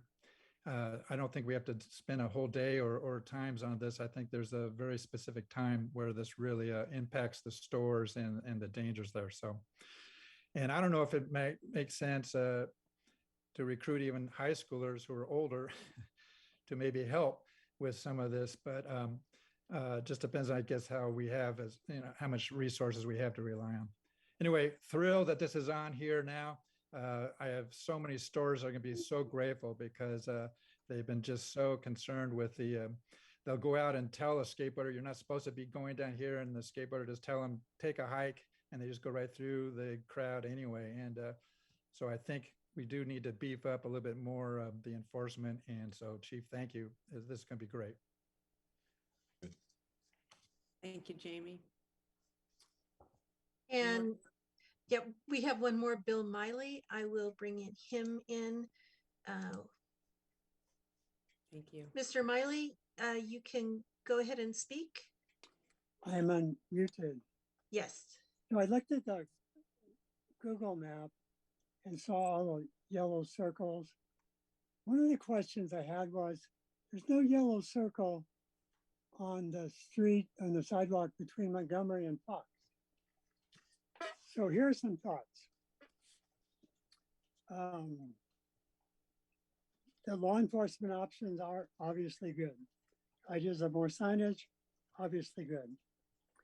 But ask about the question of, why do we have bicycles going through the arcade sidewalk? I would suggest it's because it's not safe to ride on Ojai Avenue. And that's why, my suggestion was, let's get rid of one row of cars and put in some bike passages. Okay. Another is to get the Park and Recreation Department and Commission involved, so that once we get an informational flyer or page or whatever, the Park and Recreation people can spend some time at the skate park, helping the kids understand what's going on. And also have the Park and Recreation Department hand out the information that gets presented to all the people who use the Park and Recreation program, parents, kids, whatever. Also, I would suggest that we get some young people involved in formulating the information that goes onto the pamphlet. I would suggest that consider getting the Ojai Unified School District involved, so that there's some class presentations possibly, or asking for a representation from the school district, like the officers, the senior class, the junior class, or the officers of the school to meet with the city and help deal with this problem so that the message gets out through peer communication and peer enforcement, in addition to what else we're going to do, including private schools. That's what Jamie Fleming said, getting the high schoolers involved. I think that would be really important. I'd like to see more peer influence rather than more law enforcement interference with this issue by getting more students involved in the whole process. Thanks. Thank you, And Bill. we have one more, and that's Larry Steingold. It looks like his hand is raised. I'll bring him in and he can tell us if he wishes to speak. Mr. Steingold, if you're there and you want to talk, you're unmuted. You can go ahead and speak. Yes, thank you. I bike and I don't skateboard, but I've seen a lot of people over 25 skateboarding in Ojai. I mean, coming from back east, we don't see 45, 55-year-old men, women, people skateboarding. Here you do. So it's not just the kids. But more importantly, the idea of having an officer there wandering around town, I think that leads to a bigger question for officers walking a beat on weekends for all the tourists and all the people from, like, say, Friday afternoon to Sunday noon. Maybe that can be part of the police contract negotiations, that they put 2 foot patrol in on weekends. Because I think the store owners, the locals, the visitors, it would make a really nice impact, and the police would get to know the locals, the store owners, you know, upfront and personal. But that's a contract deal, and I just think that's worthy of some serious negotiation, because I think that's important for our town, because the cops are great and they're all on wheels and not on bicycles. But I mean, they need to be on foot patrol because the town's loaded, and hopefully the economy won't kill the golden goose. But cops on foot make the town a lot, a nicer place to be. Thank you, and have a nice evening. And you guys are all doing a great job. Goodbye and good night. Thank you, Larry. Thank you, Larry. Is that it, Gail? Yes, that's it. Okay, let's move on to discussion. I see Randy's hand and then Souza. Did you call on me, Mayor? Yeah, go ahead, Randy. So, you know, I heard a lot of good ideas. I just wanted to make some points here. The heart of the kids' playground is the skate park, and it's downtown. And we created an environment that we want children to go to, and their mode of transportation are bikes and skateboards. So we might have helped in creating this traffic problem. Just want to state that. Education starts at home. And I agree with Bill. I think we need to spend a little more time at the junior high and the grammar school. Probably not as much at the high school level, but we need to be communicating to these children in their environment, and we need to be communicating to their parents. I was thinking as I look at our council, every one of us has had children, except Ryan, and he's working on that. And we all know that our kids do things differently in public, you know, or when we're not around than when they do when we are around. So it's interesting that if a child is told to do certain things at home and the expectations are set there. So that's what I'm saying. We can't lose that sight of that a lot of this behavior happens out of sight of their parents, but more importantly, maybe parents need to take a step back and start educating their children on how to behave in public a little better. So I think there's some things that go along with that. And then I wrote on here, you know, what's the core of our community? And part of that is, as adults, what we teach our children and how we expect our children to behave in public. I'll use it for instance. I was at Sarasota Park one evening, and there was this young boy there with two young girls, and they were hanging out, having a good time. And he had put his skateboard on the sidewalk where I was walking.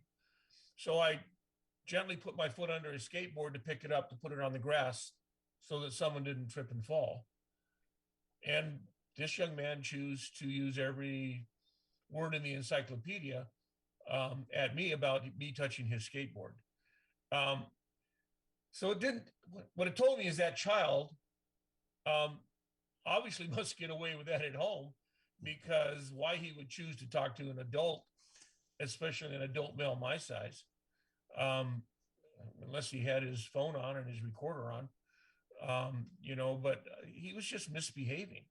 And I think we got to ask ourselves, when we start this dialogue with these children, that we don't forget that they have parents. And that's another part of what we're doing. And I'm thinking that as I look at my two grandchildren who are riding scooters with their parents, and they live on Aliso and they're going downtown, and they let their children ride their scooters. Do I want to ban my grandchildren from riding a scooter downtown with their parents? I don't think I do. But do I want to ban some child that's acting recklessly? That's a different discussion. So this is a pretty complex issue. And then it comes down to what kind of community do we want to be? Do we want to be a police-driven Gestapo type environment where you can't sneeze without getting a ticket? And also, do we want to become a community that every time I turn the corner, there's another sign telling me what to do and what not to do? Because we're using signage as kind of our way of telling people what to do in our community. Pretty soon, we're going to have more signs than we are community. So there's a lot to digest here. I understand, Chief, that there's some grant funding that might give us some more resources regarding policing. I think Councilman Weirich's idea about kind of identifying when the need is, I think that's important. But I think personally, this starts at home. And I think that we can't forget the parents, and that we need to be communicating to them and their children. And we can do that through our parks program, and we can do that through our school system. But to me, it starts there. Susan? All right. This may take a few minutes. I hope that this council will take a deeper look at the cause of the problem. This was discussed when I was on the council from 1996 to 2000. And I can guarantee you that unless we look at the root cause of why kids and even adults and families with kids are bicycling in the arcade, I predict that the problem will only get worse as the years go by, no matter how many signs or foot patrols we have. And I think the money is better spent addressing the root cause of the problem, which is that the downtown is no longer child friendly. When I grew up, I could ride my bike to the bowling alley, to the park, to the theater, to the library. From Miners Oaks, you know, it was safe. And it is our responsibility as a council, I believe, is to make the downtown safe again for families for children and families with children. I believe that we need to start by recognizing that every child on a bike, scooter, or skateboard is a child not being chauffeured by their parents in a car.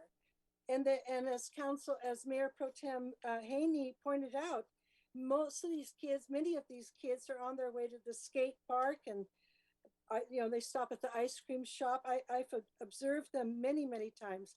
I often sit on the benches and observe the kids, how they behave in the downtown.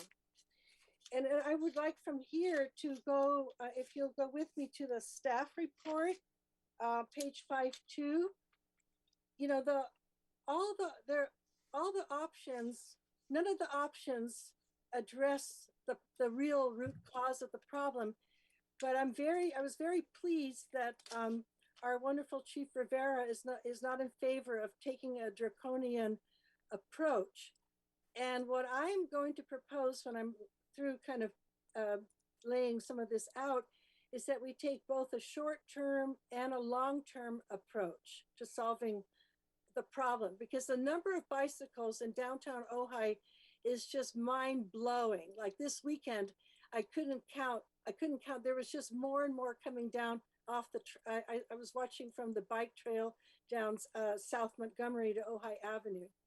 So here's what I want to say about the options. The most logical option is missing. Remove parking either from one side, the arcade side of the street, or the Libby Park side. There could be a study, or even both sides, so that families and children can bike or skateboard and scoot to their destination safely. To me, that should be the long-term vision, that at some point we bite the bullet. It's the merchants that need educating. They both want parking right in by their door, and they want us to remove the kids and families that are bicycling in the arcade. And I totally wholeheartedly agree that it's not appropriate for kids to be whizzing down the arcade on their scooters and bikes, especially when it's crowded. But I can't see that this is that any of these options are a solution to the problem. Let's see, I have what I propose is that we look at the number of parking spots, and let me gather my thoughts, because I've been thinking about this for about 25 years, since at least 1994, the first time that I ran to make Ojai bicycle friendly, my platform included making Ojai truly bicycle friendly. With the money that we're going to be spending in the next 10 years on code enforcement, increased foot patrol, not that that's not appropriate at the moment, but with that money, I think that, we could channel that money toward a parking lot in downtown Ojai, probably, preferably before we even get to the town, or this, I'm on the parking committee, but there has to be some appropriate place to, if this council would consider removing the parking at some point along Libby Park and along the arcade, and then if we had an appropriate location, and then we could make that critical block truly family, kid safe and friendly. We need to see the problem from the child's perspective. And what the child sees is total congestion. And they're the ones using non-polluting transportation, but they don't have a location. And this has been going on. I had two businesses, two yoga centers on North Signal. And I used to watch the kids, and they're always on the sidewalk and, dodging the foot traffic. So that kind of convergence will continue. And then unless we address the problem and have infrastructure, because it says right here, appropriate usage, but there is no appropriate usage without appropriate infrastructure. You've put the kids in almost an impossible situation. And then my final suggestion for at this point in time is that instead of having negative signage everywhere, no bicycles, no skateboards, which is not the kind of city that we're aiming to be, we should have positive signage that says, please walk your bike, carry your skateboard, and, so that there has to be some more friendly way to present it rather than a negative way. I'm sure there's more positive signage out there, or we could create it. And that's all I have for right now. Thank you. Well, I love the idea of police engagement and having police officers around and officers of peace and getting to know people and conversing. I think that's a beautiful thing.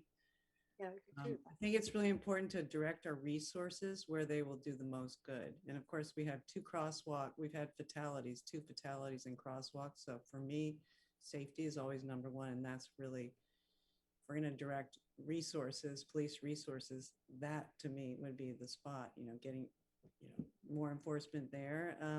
There has been no accident, so let's just keep that in mind. And I agree with Sousa. We Complete Streets program will provide the infrastructure, ideally, to get pedestrians and bicycles moving more smoothly. So I question this. Anyway, anyone else? Randy. Yeah, I just want to state, we've had accidents, they haven't been reported. So to say that there hasn't been is kind of a, well, I mean, you're walking a fine line there, but I'm just saying, I don't disagree. I'm just saying there has been accidents. The chamber wouldn't have spoken if there weren't. Councilman Weirich wouldn't have spoken if they weren't, but no reported accidents. Yeah, yeah, you know something? I don't necessarily disagree with Sousa's thought process on some of this. Yeah, why do we want to constantly beat someone over the head? Why can't we, think of a creative way to tell someone not to do something? I'm not in disagreement about that. I'm not necessarily sure about removing parking in front of our businesses, but that's, I'd be willing to have that conversation. Again, I think what's critical is education. We can confiscate, we can write tickets, we can do all of this, but I think the most important thing that we have to do is let children know how to behave properly in public. Let their parents know that we'd like them to have that quote conversation. And I think we do it through our Parks Department, and we do it through our educational system, public and private.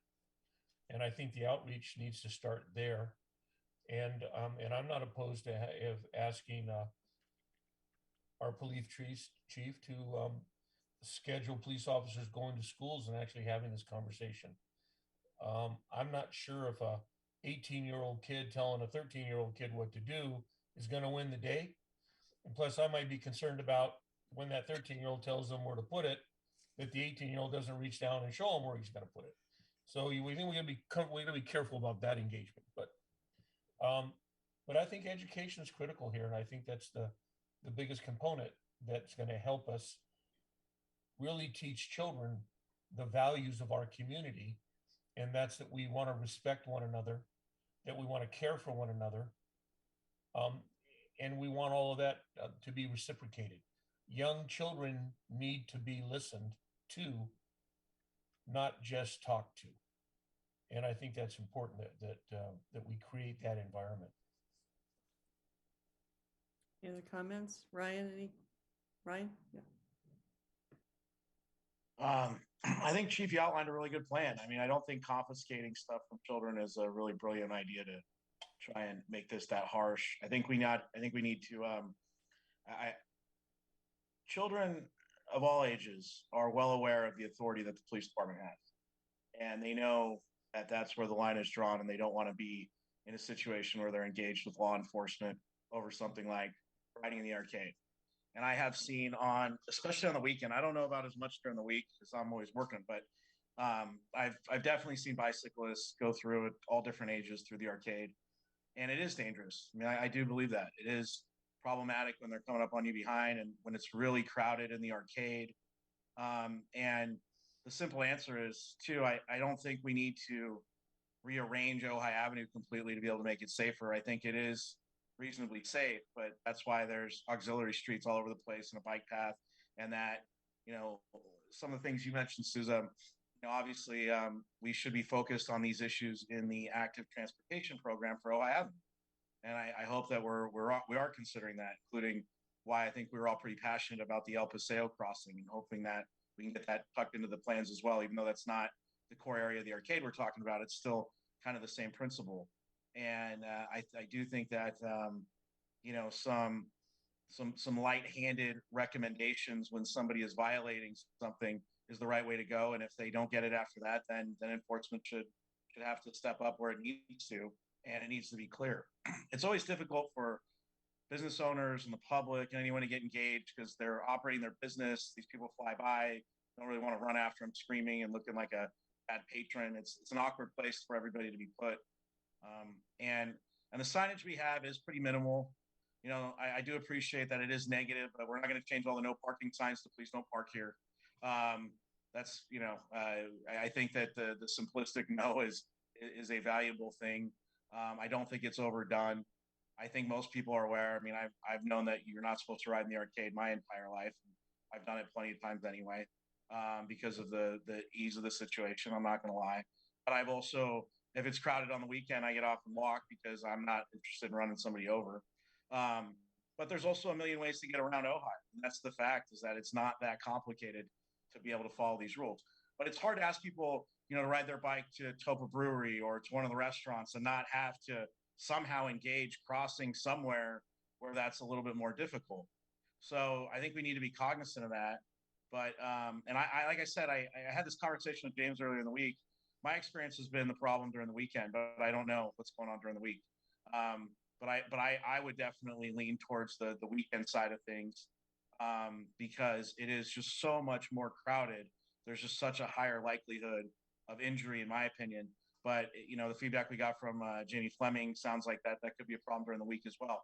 But we really have, you know, even in you know, in front of the Duchess, in areas where there's outdoor dining, it's really tight. You know, when I ride my bike back from the east side of town or from Fox Street, and that area in front of the Duchess is really difficult. I don't think there's any restrictions on riding your bike there. And there, you know, we should be cognizant of just some of those areas that are narrow. But let's remember, right, that the ATP is hopefully going to help remedy some of this, that there's going to be some availability for alternative routes. And I do think that, you know, that the time spent on a beat, maybe if we have the manpower and you know, having a bicycle safety opportunity to talk to elementary and high school students, especially from, you know, if it's the sheriff's department, if they have that option, or someone from the city, could go a long way to remind everybody, hey, you know, we're giving you your fair warning. You know, we don't want to see this continue. And while it's not a huge deal if nobody gets hurt, it's a big deal if somebody gets hurt. And we're walking that fine line at this point. We're lucky we haven't heard anything, but we know it exists. And while we may not have had injuries that we are aware of, we know that it's an ongoing problem. So I don't want to be draconian, get off my lawn. We don't want people biking, right? We obviously want to support this and make it work. But at the same time, we have a very high frequency, high density pedestrian traffic area, especially on the weekends. And younger people or older people riding through there, especially with electric bikes and everything else, it's just a recipe for disaster at some point. So I'm all for the right way of going about it. And I think that I think Chief Rivera has outlined it real well. That's the kind of community policing and the kind of, you know, even keeled, appropriate response that seems to fit for Ojai. And I think most of the people who visit here would appreciate it. So in addition to that, there's a lot of bicyclists coming out of the inn and the other hotels. So we should be cognizant of that as well. One thing, if we're, you know, I don't know how much of it is those patrons versus others, but it would not be very difficult at all. Every one of those facilities that has any type of bicycle rental has a release, for the most part, that they have to sign before they take those things. It's not difficult to ask them to make sure that on those releases and on that rule sheet that they're going to have to sign is listed some specific places where you are not supposed to be riding a bicycle. That may be helpful as well, because it's only fair if we're going to, you know, I don't think singling out youth or anybody else in this is fair. I think we got to make sure that, especially people from out of town who may not realize it, are also well aware of it. And that may limit the signage and the negativity we have to have when they're signing on to, you know, rent their bike at the Ojai Valley Inn or Caravan Outpost or one of the other locations in town, to have that kind of language on there. I would be very surprised if they weren't willing to include that. And that might be an easy way to, you know, get a little bit more compliance and be able to say, look, we're clearly not targeting any particular age group or demographic. We're just trying to kind of make sure that an area where it's ripe for there being a problem, that we're doing our best to try and minimize it the best we can. Susan. So I like what Ryan said, and I heard a lot of really great ideas. And I like Chief Rivera's attitude of how he would like to handle this at this point. I think these are good solutions for the moment.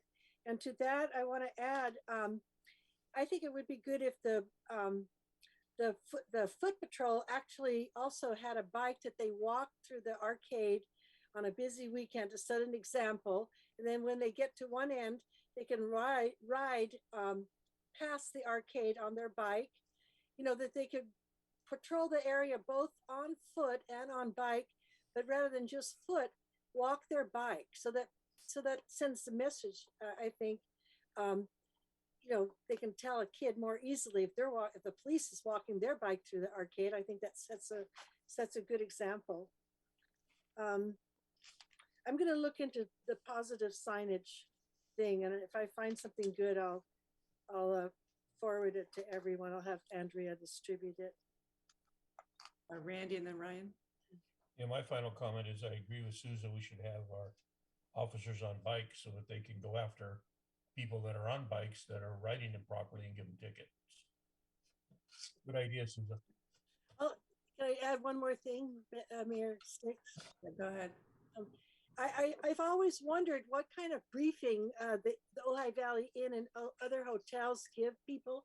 They should not be sending novices out on the road. They should be, we used to provide, the Bicycle Coalition used to provide the hotels with you know, the rules of the road, a simple pamphlet. I think we need to check, somebody needs to check. I've done this already for years. What the hotels have a responsibility to make sure their clients know the rules of the road. I think because there are too many tourists and also some locals who seem to not understand that their bike is a vehicle, and they should obey the rules. You know, unless they're in a bi-directional bike path, they need to obey the rules of the road. Ryan? Yeah, I was just going to add, you know, Chief, you may want to have a couple of officers carrying skateboards around too. It sounds like. Yeah. I'm not sure how that's going to fly, but I'm sure there's a very cool Ventura County Sheriff skateboard out there somewhere. Oh. The other thing I was going to say is that, you know, one of the, you know, for younger people who may be violating this, there's one tried and true tested way that usually works. I know it worked on me a number of times, is that rather than confiscating or arresting them or making it you know, anything crazy like that, you give them the old fear of calling their parents.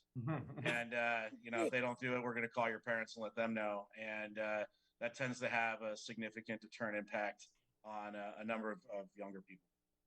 Well, or give them a scraper and have them remove gum for an hour. Can you, Chief, do you have a raised hand? Yeah, and that's one of the directions I've given the deputies. If they do contact kids and, you know, sometimes they get a little mouthy and things like that, they have the option of calling their parents right then and there. And obviously they're equipped with body cam cameras, and they usually videotape their encounters. And that's something they can show the parents. This is how your kid was acting, you know, when I contacted them, and nicely try to tell them you can't ride through here on your skateboard or your bike. So they have that option, and I've explained that to them. I think that goes a long way. Something else, you know, as I'm thinking of everybody's comments and everything, great comments. But I'm also thinking, you know, I receive emails from my kids' school on a regular basis. So what I may try to also do is maybe getting with the school district and putting out information that they can send to the parents, and maybe even a very short public service video. I've put those out before for different things, but maybe something related to skateboard and bicycling safety. You know, a lot of these kids don't wear helmets, and, you know, I'm a big proponent for helmets. You know, my kids don't like to wear them, but I tell them, hey, you don't get on your scooter and you don't get on your skateboard unless you have a helmet, or else you're not riding. You know, so maybe put out some of that information out to the parents for them to watch, and maybe they can educate the kids as well. So thank you, Chief. Susan? Oh, Chief, while you're at it with the helmets, could you also add bike lights? It shocks me the number of kids. Sometimes I'll see whole groups of kids in the dark, especially in the winter months, who don't have a light. I just can't understand how a parent can allow their child to ride at night without a light. It's critical that they have a light. They should also have a bell to warn people, like we need the kind of bicycle education where bicycling is taken seriously.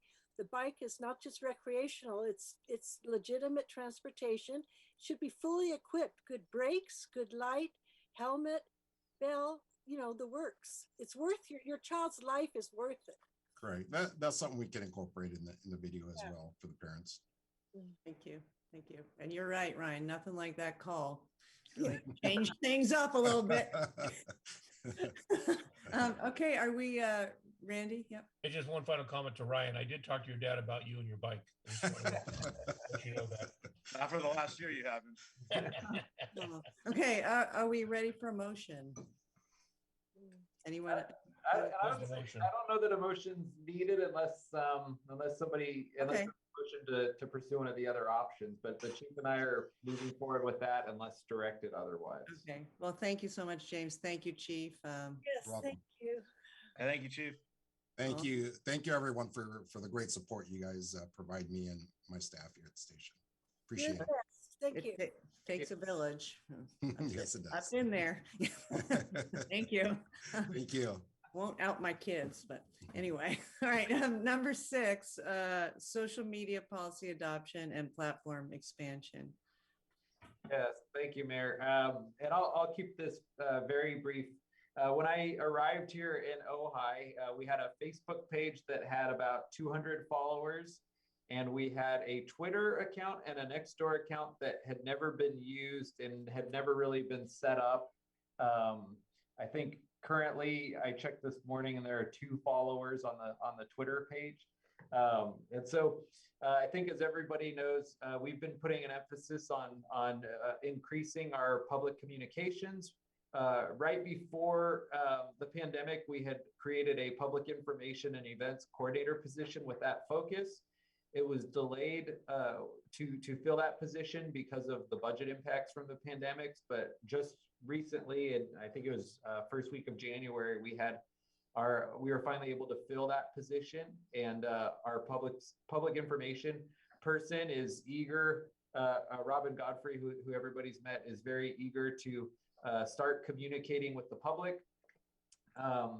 And so we've grown our Facebook presence from the 200 followers to just over 1,800 followers at this point. But we're realizing that the next step in reaching people is in expanding our reach via utilizing a couple of additional platforms. So since the city has Twitter and Nextdoor accounts that have just never really been utilized, we want to start utilizing those. But we also, in kind of going through all of the documentation and everything, we see that the city's never adopted a social media policy and has never actually had those accounts approved. So in order to kind of do this the right way, we wanted to come back to council with the policy and to get approval for using Twitter and Nextdoor. We still plan to use Facebook. That is the most popular platform. It's estimated that 70% of all internet users are on Facebook in some way. That is how I think we'll reach the most people. And so we're going to keep looking for opportunities to build that audience. And we've done some things differently recently, like we posted some videos and things like that in the last couple of weeks. And we want that to be one of our main tools to share key information with the public. But what we're finding is that each of these platforms also reach unique audiences. And so Twitter, for example, seems to be the place people look for emergency communications. When people, if somebody thinks they feel an earthquake, it seems like the first place people will check will be Twitter rather than Facebook for those people that use both.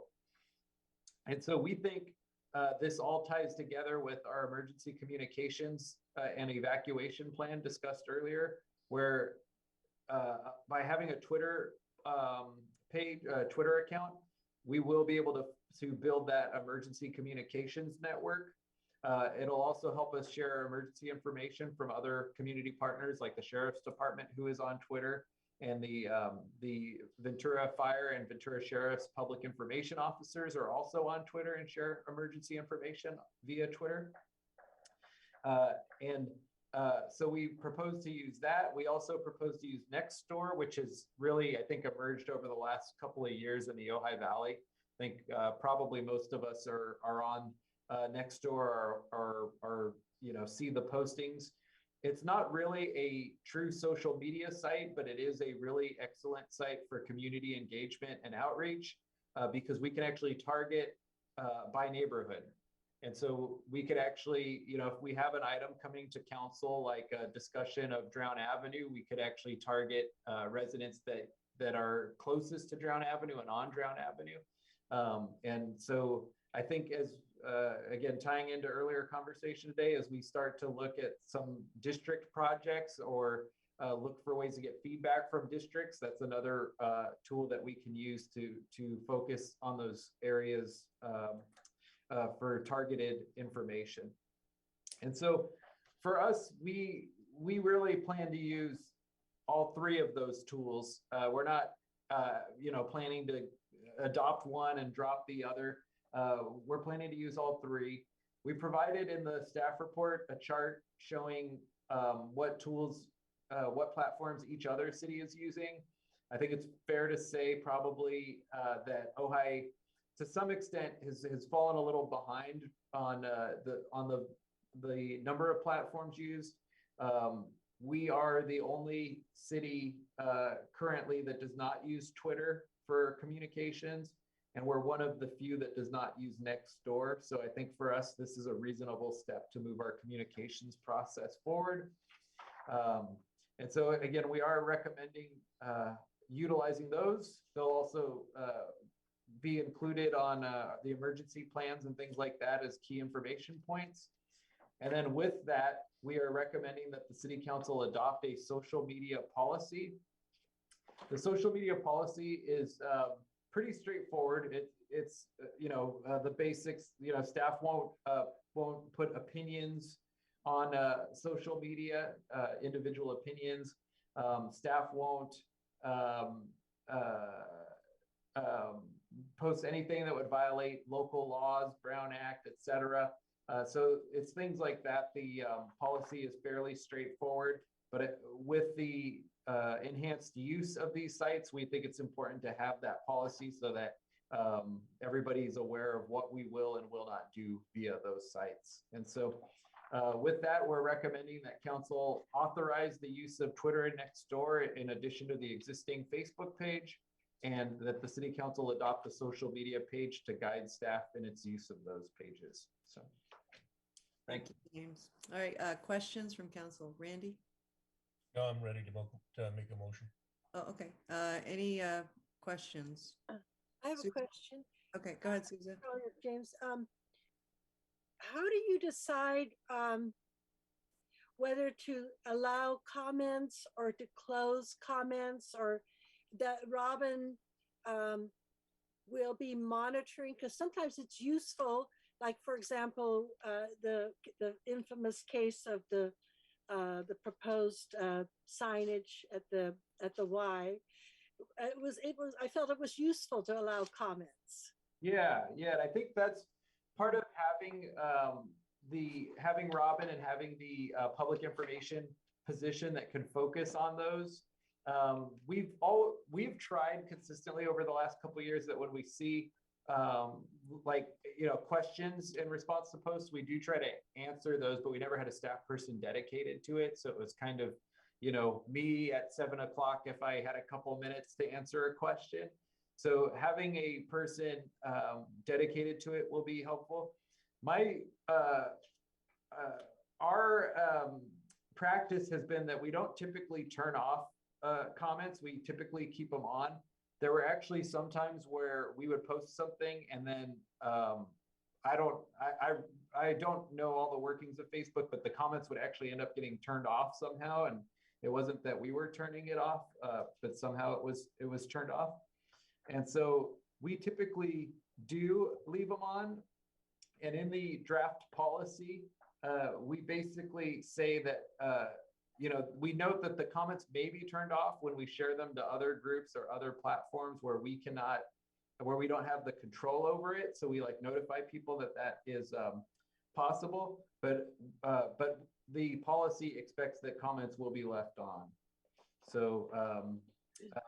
So we would keep them. We have the public information person who monitors those and would look for being able to reply to some key questions. And that's how we would plan to use them. So. Yeah. And I'll add the one caveat, if I may, on the hard legal side. We reserve the right, of course, in the right setting to turn off the comments and to not respond to every question that might be raised in the comments. Yeah, and I think that's a key thing. We want to keep focusing on building up that communication, but we do tell people very often, as a reminder, that comments shared on Facebook are not public comments for a city council meeting. So if their intent is for it to be a comment for a city council meeting, we do still advise people to submit those comments separately. So. Thank you. You have another question, Susan? I guess we need to take a public comment on this. Okay. Any public comment on this, Gail? Anyone in the Zoom meeting who would like to speak, please use the raised hand function now.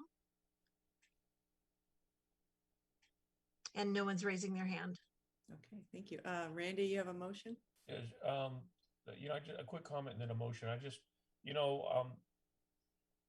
have a Twitter account. I don't know how long I've had it because I don't know how to tweet. But aside from that, my observation of all these sites can be really, not used in a very beneficial way. I see a lot of anger, a lot of hostility, and a lot of things that people would say on these sites that they wouldn't normally say to anyone's face. James, how do you plan on protecting comments either made at city employees or city officials?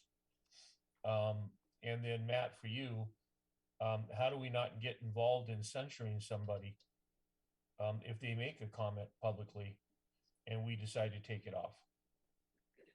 What are the legal ramifications for that? I'm happy to answer the second one first. The city has no liability as long as we do not engage in viewpoint discrimination. So if we remove comments that are, to use an example, a true threat, that can be removed because that's not speech protected by the First Amendment. Speech that's protected by the First Amendment, commentary that this or that thing should or should not happen among the council agenda choices, I would expect not be removed. And that's where we have to be careful about removing comments and stick to generally removing things that violate our policy, obscenity, threats, things like that. And then I'll turn to James on the second piece. Yeah, and I'd say, it happens on occasion. We get angry comments on occasion, especially, with, circumstances over the last couple of years and everything. But we are very pleasantly surprised that the vast majority of comments are very reasonable. Somebody alluded to the emergency signboard post that's currently up that we've received. I want to say we've received 560 replies and 530 were opposed. So it's pretty overwhelming, but it's all very, very reasonable, and not personal attacks or anything like that. It's just feedback on the design. So we're fortunate that we don't have that happen very often. The policy does note that if it's inappropriate content, that we can remove it. But other than that, I think for us, one of the points is to engage and get feedback. And if somebody says they disagree, we'll provide kind of the facts of the matter, but everybody's entitled to their opinion. So Susie, you have a comment? Oh, I think James just answered my comment. And I believe that you can even put with the post, if it becomes necessary, that lewd, rude, mean-spirited comments will be deleted. Yeah. I often put, I'm very active on on Facebook usually, and I often put different, respect differences of opinion are fine, but lewd, mean-spirited, unproductive will be deleted. And I just go through, delete, delete, delete. So, Randy, you have a motion? Yeah, I would move that we, Mayor, I would move that we adopt the attached social media policy to define and guide the use of official city of Ojai social media accounts and authorize the use of city accounts on the Twitter and Nextdoor public agency platforms. I'll second the motion. Thank you. Thank you.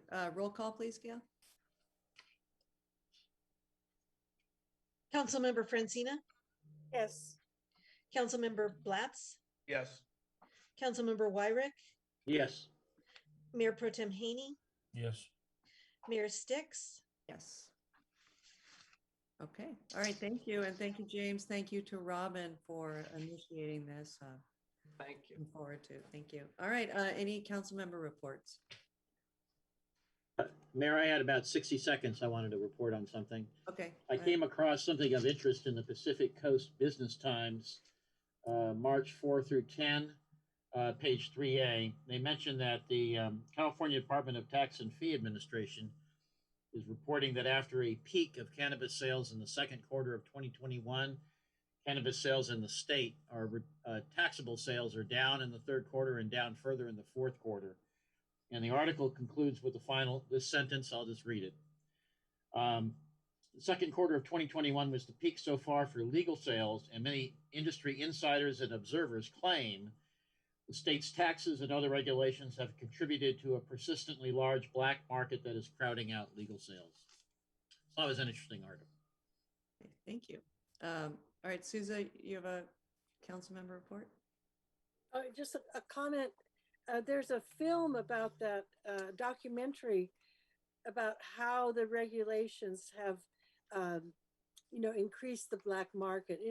Everything has unintended consequences, unfortunately, but we still need regulations. We just have to work it out. Ryan?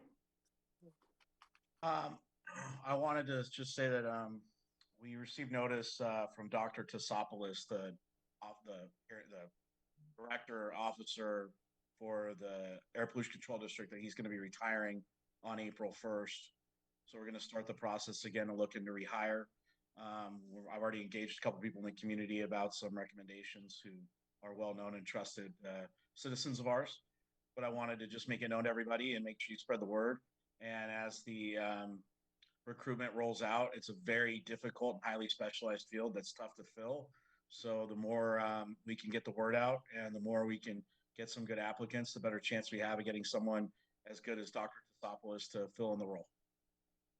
Great. Thank you, Ryan. All right, city manager report. Yes, thank you. I wanted to note we did have a volunteer cleanup day at Stewart Canyon that had several attendees, and we have a couple more coming up and the information on those is available on our website. We also have the community cleanup day coming up towards the end of March. I believe it's March 26th, but that's off memory. We'll post some information on that over the next couple of days. That's the community cleanup event with the drop-off at Nordoff High School. And so we have those two events coming up. And then as far as the next council meeting, currently the three items we have scheduled as of this moment is we had planned to do another 6-month review of the REACH codes. And so we are bringing that back at the next meeting. We are also bringing back a contract for a grant writer, which is a contract that I'll be recommending to the city council. And then last, we're going to bring kind of our plan for Ojai Day, and we're going to ask for feedback and either consensus or direction on what we're going to do with Ojai Day this year. Last year was a lot different because of the pandemic, and so we're looking at how to do it next year or this year. So So we have those items coming up on the March 22nd agenda. Okay, thank you, James. And any future agenda items? Randy, you ever hand up? Mayor, I just had one. I wanted to go back to the council reports. I'd be remiss if I didn't state that Gold Coast Transit just hired a new director. Her name is, I didn't want to blow her last name. So I had to look it up, if you can believe that, but yeah, you can. It's Vanessa Rauschenberger. She's been Gold Coast for 13 years. And an exceptional woman who's taking over the leadership of that company, business, organization. And I just wanted to make sure that the community had the opportunity to say hi to her.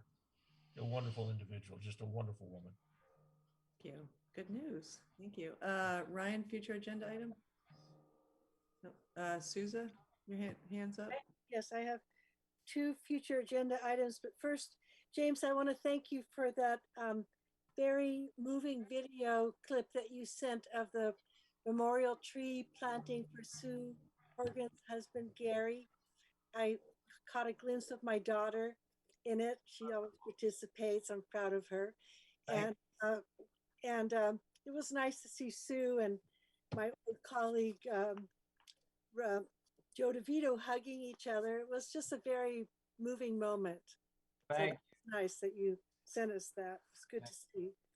So at some point, I would like to see if there's council support when we're not so too busy for considering the request from Robin of Fire Stick Pottery. If you have a chance, read her letter, and perhaps we can get that on the agenda if that's what's necessary, or James can email me if there's another way to do it. I'd like to know how to go about it. And is that clear what I just said? The trolley thing? Yeah, I think it's clear. I said I didn't get that email until late, so I did send a reply right before the meeting, so we can talk about that. Or if council wants to bring it to a future agenda item, that's an option as well. So. Thank you. And we don't need to do that right this minute, right? Okay. And then the other thing I'd like to see on the agenda is the El Paseo intersection. I'd like to find out why the decision was made to make it one way in that direction rather than the other direction. And I take Kenyatta every chance I get so that I can, be really familiar with the pros and cons. Sometimes I'll go straight, sometimes I'll go to the bank and turn right. So I'd like to know how to go, if there's any council support for that. I don't know if everyone had a chance to read about the accident that occurred that could have been fatal. Do you know what do my colleagues on the council know what I'm referring to? Did you have a chance? I don't think so. I think you had sent a question to the chief and I, and we replied, but I don't think that the rest of council was on that. So, okay. And in short, there was an accident. A bicyclist hit a car on El Paseo, and then the chief and I were providing some data on incidences at that location. So we'll share that with the rest of council as well. So. Okay. You'll share that via email, is that what you mean? Yeah, we'll share that email with everybody. Okay, thank you. We're gonna, Randy, you have another. I just wanted to clarify that. Are we agendizing something? Susan's asking James to look into it. Yeah, I think, and I think it was a request for future agenda items. If there was a second, if not, I'll just provide information on it. Okay. No, but I think this is helpful to understand. If you look at your ATP information, that 150 corridor, especially from the Y heading into town, has more accidents or had more accidents than any other section of the highway. So it's important to understand that it's not the 33 North, it's the 150. So there is a lot of information on accidents. I don't know what it is recently, but I know I think it was 2019 was when that report was generated. May I? Go ahead, Susan. But this accident occurred there, you know, the crosswalk, the intersection at Cañada, El Paseo, the lower end of El Paseo, that runs past Clough Vista Park and Ojai Avenue. There's that awkward intersection where if you're in a car, you don't know who's going to go straight and who's going to swerve. Nobody signals. In all the years that I've used that intersection, nobody indicates. It's because it's just such a slight veer. And that's where the accident happened. Okay, and he could have been killed. The cyclist could have been killed. But fortunately, the driver was going only 20 miles per hour, and I believe that's, you know, that's an important thing to recognize. Okay. All right, thank you. All right, we are going to adjourn to closed session. So thank you, public, for coming, and let's adjourn. Madam Mayor, on the way, the closed session item will be initiation of litigation. Okay, yeah, and I'm sorry, anything to report out? That's it. That's it, yeah. Okay, And there's a separate Zoom link okay. for the council for the closed session. Okay. Thank you, guys. Just